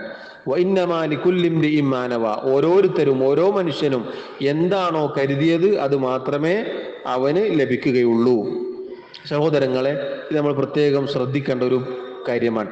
നിയ്യത്ത് നമ്മൾ വുദൂഇന്റെ സമയത്ത് പറഞ്ഞിരുന്നു. നിയ്യത്ത് വുദൂഇലും ഷർത്താണ്, നിസ്കാരത്തിൻ്റെ ഷർത്ത് കൂടിയാണ് നിയ്യത്ത്. നിയ്യത്തിൻ്റെ മഹല്ല്, സ്ഥാനം ഖൽബാണ്. നിയ്യത്തിൻ്റെ സ്ഥാനം ഖൽബാണ്. അതുകൊണ്ട് തന്നെ നിസ്കരിക്കുന്ന ആളുകൾ ഇപ്പോൾ പലപ്പോഴും നമ്മൾ കാണാറുണ്ട്, പണ്ടേ നമ്മളൊക്കെ പണ്ട് ചെയ്തിരുന്നു, നിസ്കരിക്കുമ്പോൾ നവൈതു ഉസല്ലി ഫർദ ദുഹ്രി എന്ന് പറഞ്ഞ് നിയ്യത്ത് പറയും. നിയ്യത്ത് പറയാൻ പാടില്ല. ഒരൊറ്റ ഫിഖ്ഹിന്റെ കിതാബിലും നിസ്കാരത്തിന്റെ നിയ്യത്ത് എന്ന് പറഞ്ഞൊരു നിയ്യത്ത് കാണാൻ സാധ്യമല്ല. നബി സല്ലല്ലാഹു അലൈഹി വസല്ലം നിസ്കാരത്തിന്റെ നിയ്യത്ത് പഠിപ്പിക്കാതെ പോയി എന്ന് നമുക്ക് പറയാൻ പറ്റുമോ? ഇല്ല. ചൊല്ലേണ്ടത് ഓരോന്നും പഠിപ്പിച്ചിട്ടുണ്ട്. എത്ര ചൊല്ലണം, എങ്ങനെ ചൊല്ലണം എന്ന് പഠിപ്പിച്ചിട്ടുണ്ട്. നിയ്യത്ത് ചെയ്യണം എന്ന് പഠിപ്പിച്ചിട്ടുണ്ട്. പക്ഷേ അതിൻ്റെ രൂപം, ലഫ്ള് പറഞ്ഞിട്ടില്ല. അതുകൊണ്ട് തന്നെ നിയ്യത്ത് ചൊല്ലി പറയാൻ പാടില്ല. അതുപോലെ നോമ്പിൻ്റെ കാലത്ത് നവൈതു സൗമ ഗദിൻ എന്നൊക്കെ പറഞ്ഞ് നിയ്യത്ത് വെക്കാറുണ്ട്. നിയ്യത്ത് ചൊല്ലി പറയാൻ ഒരിക്കലും പാടില്ല. കാരണം നിയ്യത്തിൻ്റെ സ്ഥാനം ഹൃദയമാണ്, ഖൽബാൻ. അതുകൊണ്ടാണ് നിയ്യത്തിന് അത്രയും പ്രാധാന്യമുള്ളത്. നിയ്യത്ത് ഖൽബ്, ഹൃദയത്തിലാണ് എന്നതിന് ഒരുപാട് തെളിവുകളുണ്ട്. അത് മാത്രം വിശദീകരിക്കാൻ സമയം വേണം. അപ്പോൾ പരലോകത്ത് ഒരു ഹദീസിൽ കാണാം, 3 പേരെ കൊണ്ടുവരും. ഒരാൾ അള്ളാഹുവിൻ്റെ മാർഗത്തിൽ ഷഹീദായ മനുഷ്യനാണ്. 2ാമത്തെ ആൾ ആലിമായിരുന്നു, ഖുർആൻ പഠിച്ച ഒരാളായിരുന്നു. 3ാമത്തെ ആൾ നന്നായി സ്വതക്ക, ദാനധർമ്മങ്ങൾ ചെയ്ത ആളായിരുന്നു. ഈ 3 പേരും പരലോകത്ത് അള്ളാഹു സുബ്ഹാനഹു വ തആല 3 പേരെയും നരകത്തിലാക്കും. 3 പേരെയും നരകത്തിലേക്ക് വലിച്ചെറിയും, മുഖം കുത്തിയവരായിക്കൊണ്ട് വലിച്ചെറിയും. എന്തുകൊണ്ടാണ്? ആദ്യത്തെ ആളെ കൊണ്ടുവരും, അയാൾക്ക് അള്ളാഹു ചെയ്തു കൊടുത്ത അനുഗ്രഹങ്ങളൊക്കെ പറഞ്ഞു കൊടുക്കും, അയാൾ അതൊക്കെ അംഗീകരിക്കും. എന്നിട്ട് ചോദിക്കും, നീ എന്ത് ചെയ്തു എന്ന് ചോദിക്കും. അപ്പോൾ അയാൾ പറയും, അള്ളാഹുവേ, നിനക്ക് വേണ്ടി ഞാൻ പോരാടി ഷഹീദായി എന്ന് പറയും. അള്ളാഹു പറയും, നീ പോരാടിയത് നീ ധീരനാണ് എന്ന് പറയപ്പെടാൻ വേണ്ടിയാണ് എന്ന് പറഞ്ഞ് അയാളെ നരകത്തിലേക്ക് വലിച്ചെറിയും. അപ്പൊ നോക്കൂ, അയാൾ പ്രത്യക്ഷത്തിൽ ചെയ്തെന്താ? പുറമേക്ക് കാണുമ്പോൾ അയാൾ അള്ളാഹുവിൻ്റെ മാർഗത്തിൽ പോരാടി മരിച്ചതാണ്. പക്ഷെ അയാളുടെ ഉദ്ദേശം ആരറിഞ്ഞു? അള്ളാഹു അറിഞ്ഞു. അയാളുടെ മനസ്സിലെ നിയ്യത്ത് മാറിപ്പോയിട്ടുണ്ട്. 2ാമത്തെ ആൾ ആലിമായിരുന്നു, നല്ല പണ്ഡിതനാണ്, ഖുർആൻ പാരായണം ചെയ്തിട്ടുണ്ട്. അള്ളാഹു അയാളോട് ചോദിക്കും, നീ എന്ത് ചെയ്തു? അള്ളാഹു, നിനക്ക് വേണ്ടി ഞാൻ ഇന്ന കാര്യം ചെയ്തു, ഖുർആൻ പഠിച്ചു, ഖുർആൻ പഠിപ്പിച്ചു എന്നൊക്കെ പറയും. അള്ളാഹു പറയും, നീ ചെയ്തത് ജനങ്ങൾ നീ ആലിമാണ്, പണ്ഡിതനാണ് എന്ന് പറയപ്പെടാനാണ്. അത് ജനങ്ങൾ പറഞ്ഞിട്ടുണ്ട്, അവരത് പറഞ്ഞിട്ടുണ്ട്, വലിയ ആലിമാണ്, അയാൾ ഭയങ്കരമാണ്, അങ്ങനെയാണ് ഇങ്ങനെന്നൊക്കെ ആളുകൾ പറഞ്ഞിട്ടുണ്ട്. പക്ഷെ നിന്റെ നിയ്യത്ത് മാറിപ്പോയി, അയാളെ നരകത്തിലേക്ക് വലിച്ചെറിയും. വേറെ ആൾ നല്ല ദാനധർമ്മം ചെയ്യുന്ന ഉദാരശീലനായിരുന്നു, അയാളോട് ചോദിക്കും, അയാൾ പറയും, അള്ളാഹുവേ, നിനക്ക് വേണ്ടി എൻ്റെ സമ്പത്ത് നിന്ന് ഞാൻ പരമാവധി ചെലവഴിച്ചു. അള്ളാഹു പറയും, നീ ചെയ്തത് നീ നല്ല ഉദാരശീലനാണ് എന്ന് ജനങ്ങൾ പറയാൻ വേണ്ടിയാണ്. അത് ഭൂമിയിൽ ദുനിയാവിൽ വെച്ച് പറഞ്ഞിട്ടുണ്ട്, എന്നിട്ട് അയാളെയും നരകത്തിലാക്കും. ഈ ഹദീസ് തെളിവാണ്. നിയ്യത്ത് കൽബിലാണ്, നിയ്യത്തിന്റെ സ്ഥാനം ഹൃദയത്തിലാണ്. കാരണം അയാൾ ചെയ്തതും ആളുകൾ മനസ്സിലാക്കിയതും ഈ രൂപത്തിലാണ്. പുറമേക്ക് ഒരാൾക്കും അത് മനസ്സിലായില്ല. അള്ളാഹു സുബ്ഹാനഹു വ തആല അവരുടെ ഉദ്ദേശത്തെയാണ് അവിടെ എടുത്തു പറഞ്ഞത്. അപ്പം അതുകൊണ്ട് തന്നെ നിയ്യത്തിന്റെ സ്ഥാനം ഖൽബാണ്. മാത്രമല്ല, നിയ്യത്ത് എന്നതിൻ്റെ അർത്ഥം അൽ ഖസ്ദു, ഉദ്ദേശിക്കൽ എന്നാണ്. അൽ ഖസ്ദു എന്നാണ് നിയ്യത്തിന്റെ അർത്ഥം, ഉദ്ദേശിക്കൽ. ഉദ്ദേശം എവിടെ ഉണ്ടാവുക? നാവിലാണോ? അല്ല. ചില ആൾ ഉദ്ദേശിക്കും, പക്ഷെ പുറത്തു വരുത്ത് എന്തായിരിക്കും? അപ്പം അതുകൊണ്ടാണ് നിങ്ങൾ വരുമോ എന്ന് ചോദിച്ചാൽ വരണ്ടാന്ന് വിചാരിക്കും, മറ്റേ പറയും ഇൻഷാ അല്ലാഹ് അല്ലേ. ഉദ്ദേശം മനസ്സിലാണ്, നാവെന്ന് വന്നെന്താ ഇൻഷാ അല്ലാഹ് നമുക്ക് ആലോചിക്കാം. അല്ലെങ്കിൽ തരുമോ എന്ന് ചോദിച്ചാൽ ഉദ്ദേശം കൊടുക്കേണ്ടെന്നാണ്, ഞാൻ നോക്കട്ടെ എന്ന് പറയും. മനസ്സിലായില്ലേ? അപ്പൊ അൽ ഖസ്ദ്, നിയത്ത് എന്ന് പറഞ്ഞാൽ ഉദ്ദേശമാണ്. ഒരുപാട് തെളിവുകളുണ്ട്, ഒരുപാട് തെളിവുകൾ ആ വിഷയത്തിൽ നമുക്ക് കാണാം. നിയ്യത്തിന്റെ സ്ഥാനം ഹൃദയമാണ് എന്നതിന് ഒരുപാട് തെളിവുകളുണ്ട്. അതിൽപ്പെട്ടാണ് ഈ പറഞ്ഞൊക്കെ അതിനുള്ള തെളിവാണ്. ഹദീസ് സഹീഹ് മുസ്ലിമിന്റെ ഹദീസാണ്. ഹദീസ് വായിച്ചാൽ കുറേ സമയമാവും, അത് പറഞ്ഞ അർത്ഥം വെക്കണമെങ്കിൽ കുറേ സമയമാവും.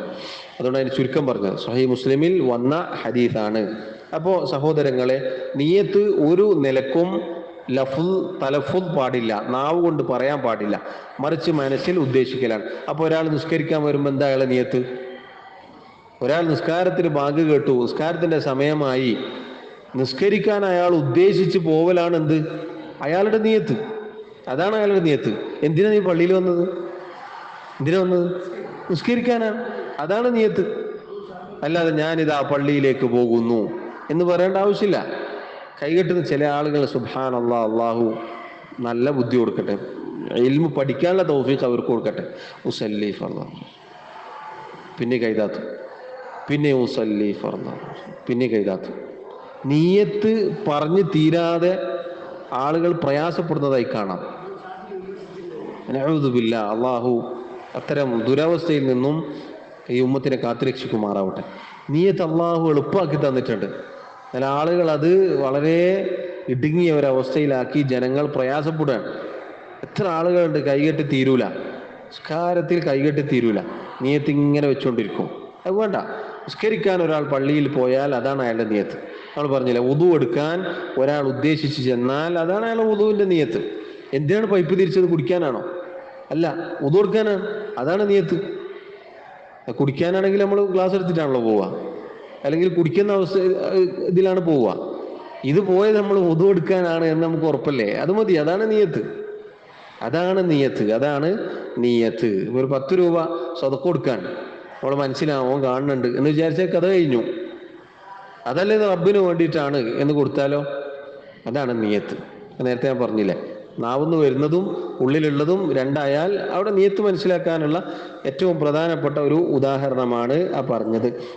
ഏതായിരുന്നാലും സഹോദരങ്ങളെ, ഷെയ്ഖ് പറയുന്നു വത്തലഫുദു ബിഹാ ബിദ്അത്തുൻ, അത് ഒരാൾ ചൊല്ലിപ്പറയൽ ബിദ്അത്താണ്. എന്തുകൊണ്ടാണ് ബിദ്അത്താണെന്ന് പറയാൻ കാരണം? ഈ ദീനിലില്ലാത്തത് പുതുതായി ഒരാൾ കൊണ്ടുവന്നാൽ അത് ബിദ്അത്താണ്, അത് തള്ളപ്പെടേണ്ടതാണ്. ഇപ്പൊ നിയ്യത്ത് ചൊല്ലിപ്പറയുക എന്ന ഒരു സമ്പ്രദായം ഈ ഉമ്മത്തിലെ നല്ലവരായ ആരും പഠിപ്പിച്ചിട്ടില്ല. നബി സല്ലല്ലാഹു അലൈഹി വസല്ലം പഠിപ്പിച്ചിട്ടില്ല, സഹാബികൾ ചെയ്തിട്ടില്ല, താബിഈങ്ങൾ ചെയ്തിട്ടില്ല, ആർക്കും പരിചയമില്ല. മദ്ഹബിന്റെ ഇമാമിങ്ങൾ പഠിപ്പിച്ചിട്ടില്ല, അവരുടെ കിതാബുകളിലില്ല. ഒരൊറ്റ ഇമാമികളും അവരുടെ കിതാബിൽ രേഖപ്പെടുത്തിയിട്ടില്ല. ഒരു ഇമാമും രേഖപ്പെടുത്തിയിട്ടില്ല ഇന്ന പോലെ നിയ്യത്ത് പറയണമെന്ന്. തെളിവിന്റെ അടിസ്ഥാനത്തിൽ നമുക്ക് എവിടെയും കാണാൻ സാധിക്കുകയില്ല. അതുകൊണ്ട് തന്നെ അത് ബിദ്അത്താണ്. ഈ ഉമ്മത്തിൽ ഈ ദീനിൽ കടത്തിക്കൂട്ടിയ പുത്തനാചാരമാണ് അത്. അതുകൊണ്ട് അത് ഉപേക്ഷിക്കണം, അത് പാടില്ല എന്ന് നമ്മൾ മനസ്സിലാക്കുക. നബി സല്ലല്ലാഹു അലൈഹി വസല്ലമയുടെ ഹദീസ് വ്യക്തമാണ്, ഇന്നമൽ അഅമാലു ബിന്നിയാത്ത്, പ്രവർത്തനങ്ങൾ നിയ്യത്തിന്റെ അടിസ്ഥാനത്തിലാണ് പരിഗണിക്കപ്പെടുക. ഓരോരുത്തരും എന്താണോ ഉദ്ദേശിച്ചത്, നവ എന്നാണ്, എന്താണോ പറഞ്ഞത് എന്നല്ല, എന്താണോ കരുതിയത്. നവ എന്ന് പറഞ്ഞാൽ കരുതുക എന്നാണ്. ഉദ്ദേശിക്കുക, കരുതുക എന്നൊക്കെയാണ് അതിന്റെ അർത്ഥം. കരുതൽ എങ്ങനെ പറയല? അല്ല, കരുതൽ മനസ്സിലാണ്. അതുകൊണ്ട് തന്നെ ഈ ഹദീസ് വ്യക്തമാണ്. നേരത്തെ പറഞ്ഞ സഹീഹ് മുസ്ലിമിൽ വന്ന ഹദീസ് വ്യക്തമാണ്. അതുപോലെ ആ കാര്യം നമ്മൾ പ്രത്യേകം മനസ്സിലാക്കുക. നിയത്ത് അല്ലാഹു റബ്ബുൽ ആലമീൻ നമുക്ക് എളുപ്പമാക്കി തന്നിട്ടുണ്ട്. ആ നിയത്ത് ആ എളുപ്പത്തിൽ തന്നെ നമ്മൾ ചെയ്യാൻ പരിശ്രമിക്കുക. നിയത്ത് സഹോദരങ്ങളെ, അതിനെ പ്രവർത്തനങ്ങളെ വേർതിരിക്കുന്നത് നിയത്താണ്. ഇപ്പൊ സുബ്ഹിയുടെ മുമ്പ് 2 റക്അത്തും സുബ്ഹി 2 റക്അത്തും നിസ്കരിക്കും. എവിടെ വേർതിരിവ് വരുന്നത്? നിയത്തിലാണ്. ഏതൊരു കാര്യവും വേർതിരിക്കാൻ, ഇപ്പൊ നേരത്തെ പറഞ്ഞില്ലേ, നമ്മൾ തുടക്കത്തിൽ പറഞ്ഞു, കുളി. ഒരാൾ സാധാരണഗതിയിൽ കുളിച്ചു, ജനാബത്തിന്റെ കുളിയും കുളിച്ചു. രണ്ടും തമ്മിൽ എവിടെ വ്യത്യാസം വരുന്നത്? നിയത്തിന്റെ അടിസ്ഥാനത്തിലാണ്. അതുപോലെ നിയത്ത് എന്നത് അമലുകൾ വേർതിരിക്കുന്ന കാര്യമാണ്. അതിന്റെ സ്ഥാനം ഹൃദയമാണ്. അത് ചൊല്ലിപ്പറയൽ ബിദഅത്താണ്, നിസ്കാരത്തിന്റെ ഷർത്തുമാണ്. അപ്പോൾ 9 ഷർത്തുകൾ അൽഹംദുലില്ലാ നമ്മൾ മനസ്സിലാക്കി. നമ്മൾ കാണാതെ പഠിക്കണം. ഇതിന്റെ മലയാളം എങ്കിലും കാണാതെ പഠിക്കണം. അറബി പഠിച്ചിട്ടില്ലെങ്കിലും മലയാളം കാണാതെ പഠിക്കണം. 9 ഷർത്തുകളുണ്ട്. അതുമായി ബന്ധപ്പെട്ട ചില ചെറിയ ചെറിയ മസലകൾ മാത്രമേ നമ്മൾ പറഞ്ഞിട്ടുള്ളൂ. ഇൻഷാ അല്ലാഹ് ഇനി റുക്നുകളാണ് നമുക്ക് പറയാനുള്ളത്. അത് അടുത്ത ദർസിൽ പറയാം. അല്ലാഹു സുബ്ഹാനഹു വ തആല കൃത്യമായി പഠിക്കാനും മനസ്സിലാക്കാനും അത് ജീവിതത്തിൽ പകർത്താനുമുള്ള തൗഫീഖ് നൽകി അനുഗ്രഹിക്കുമാറാവട്ടെ. നമ്മിൽ നിന്ന് വന്നുപോയ അബദ്ധങ്ങൾ അല്ലാഹു വിട്ടുപുറത്ത് മാപ്പാക്കി നൽകുമാറാവട്ടെ. വല്ലാഹു തആല അഅല വഅലം. വസല്ലല്ലാഹു വസല്ലമ വബാറക അലാ നബിയിനാ മുഹമ്മദ് വഅലാ ആലിഹി വഅസ്ഹാബിഹി അജ്മഈൻ. സുബ്ഹാനക അല്ലാഹുമ്മ വബിഹംദിക അഷ്ഹദു അൻ ലാ ഇലാഹ ഇല്ലാ അൻത അസ്തഗ്ഫിറുക വഅതൂബു ഇലൈക്. വസ്സലാമു അലൈക്കും വറഹ്മത്തുള്ളാഹി വബറകാതുഹു.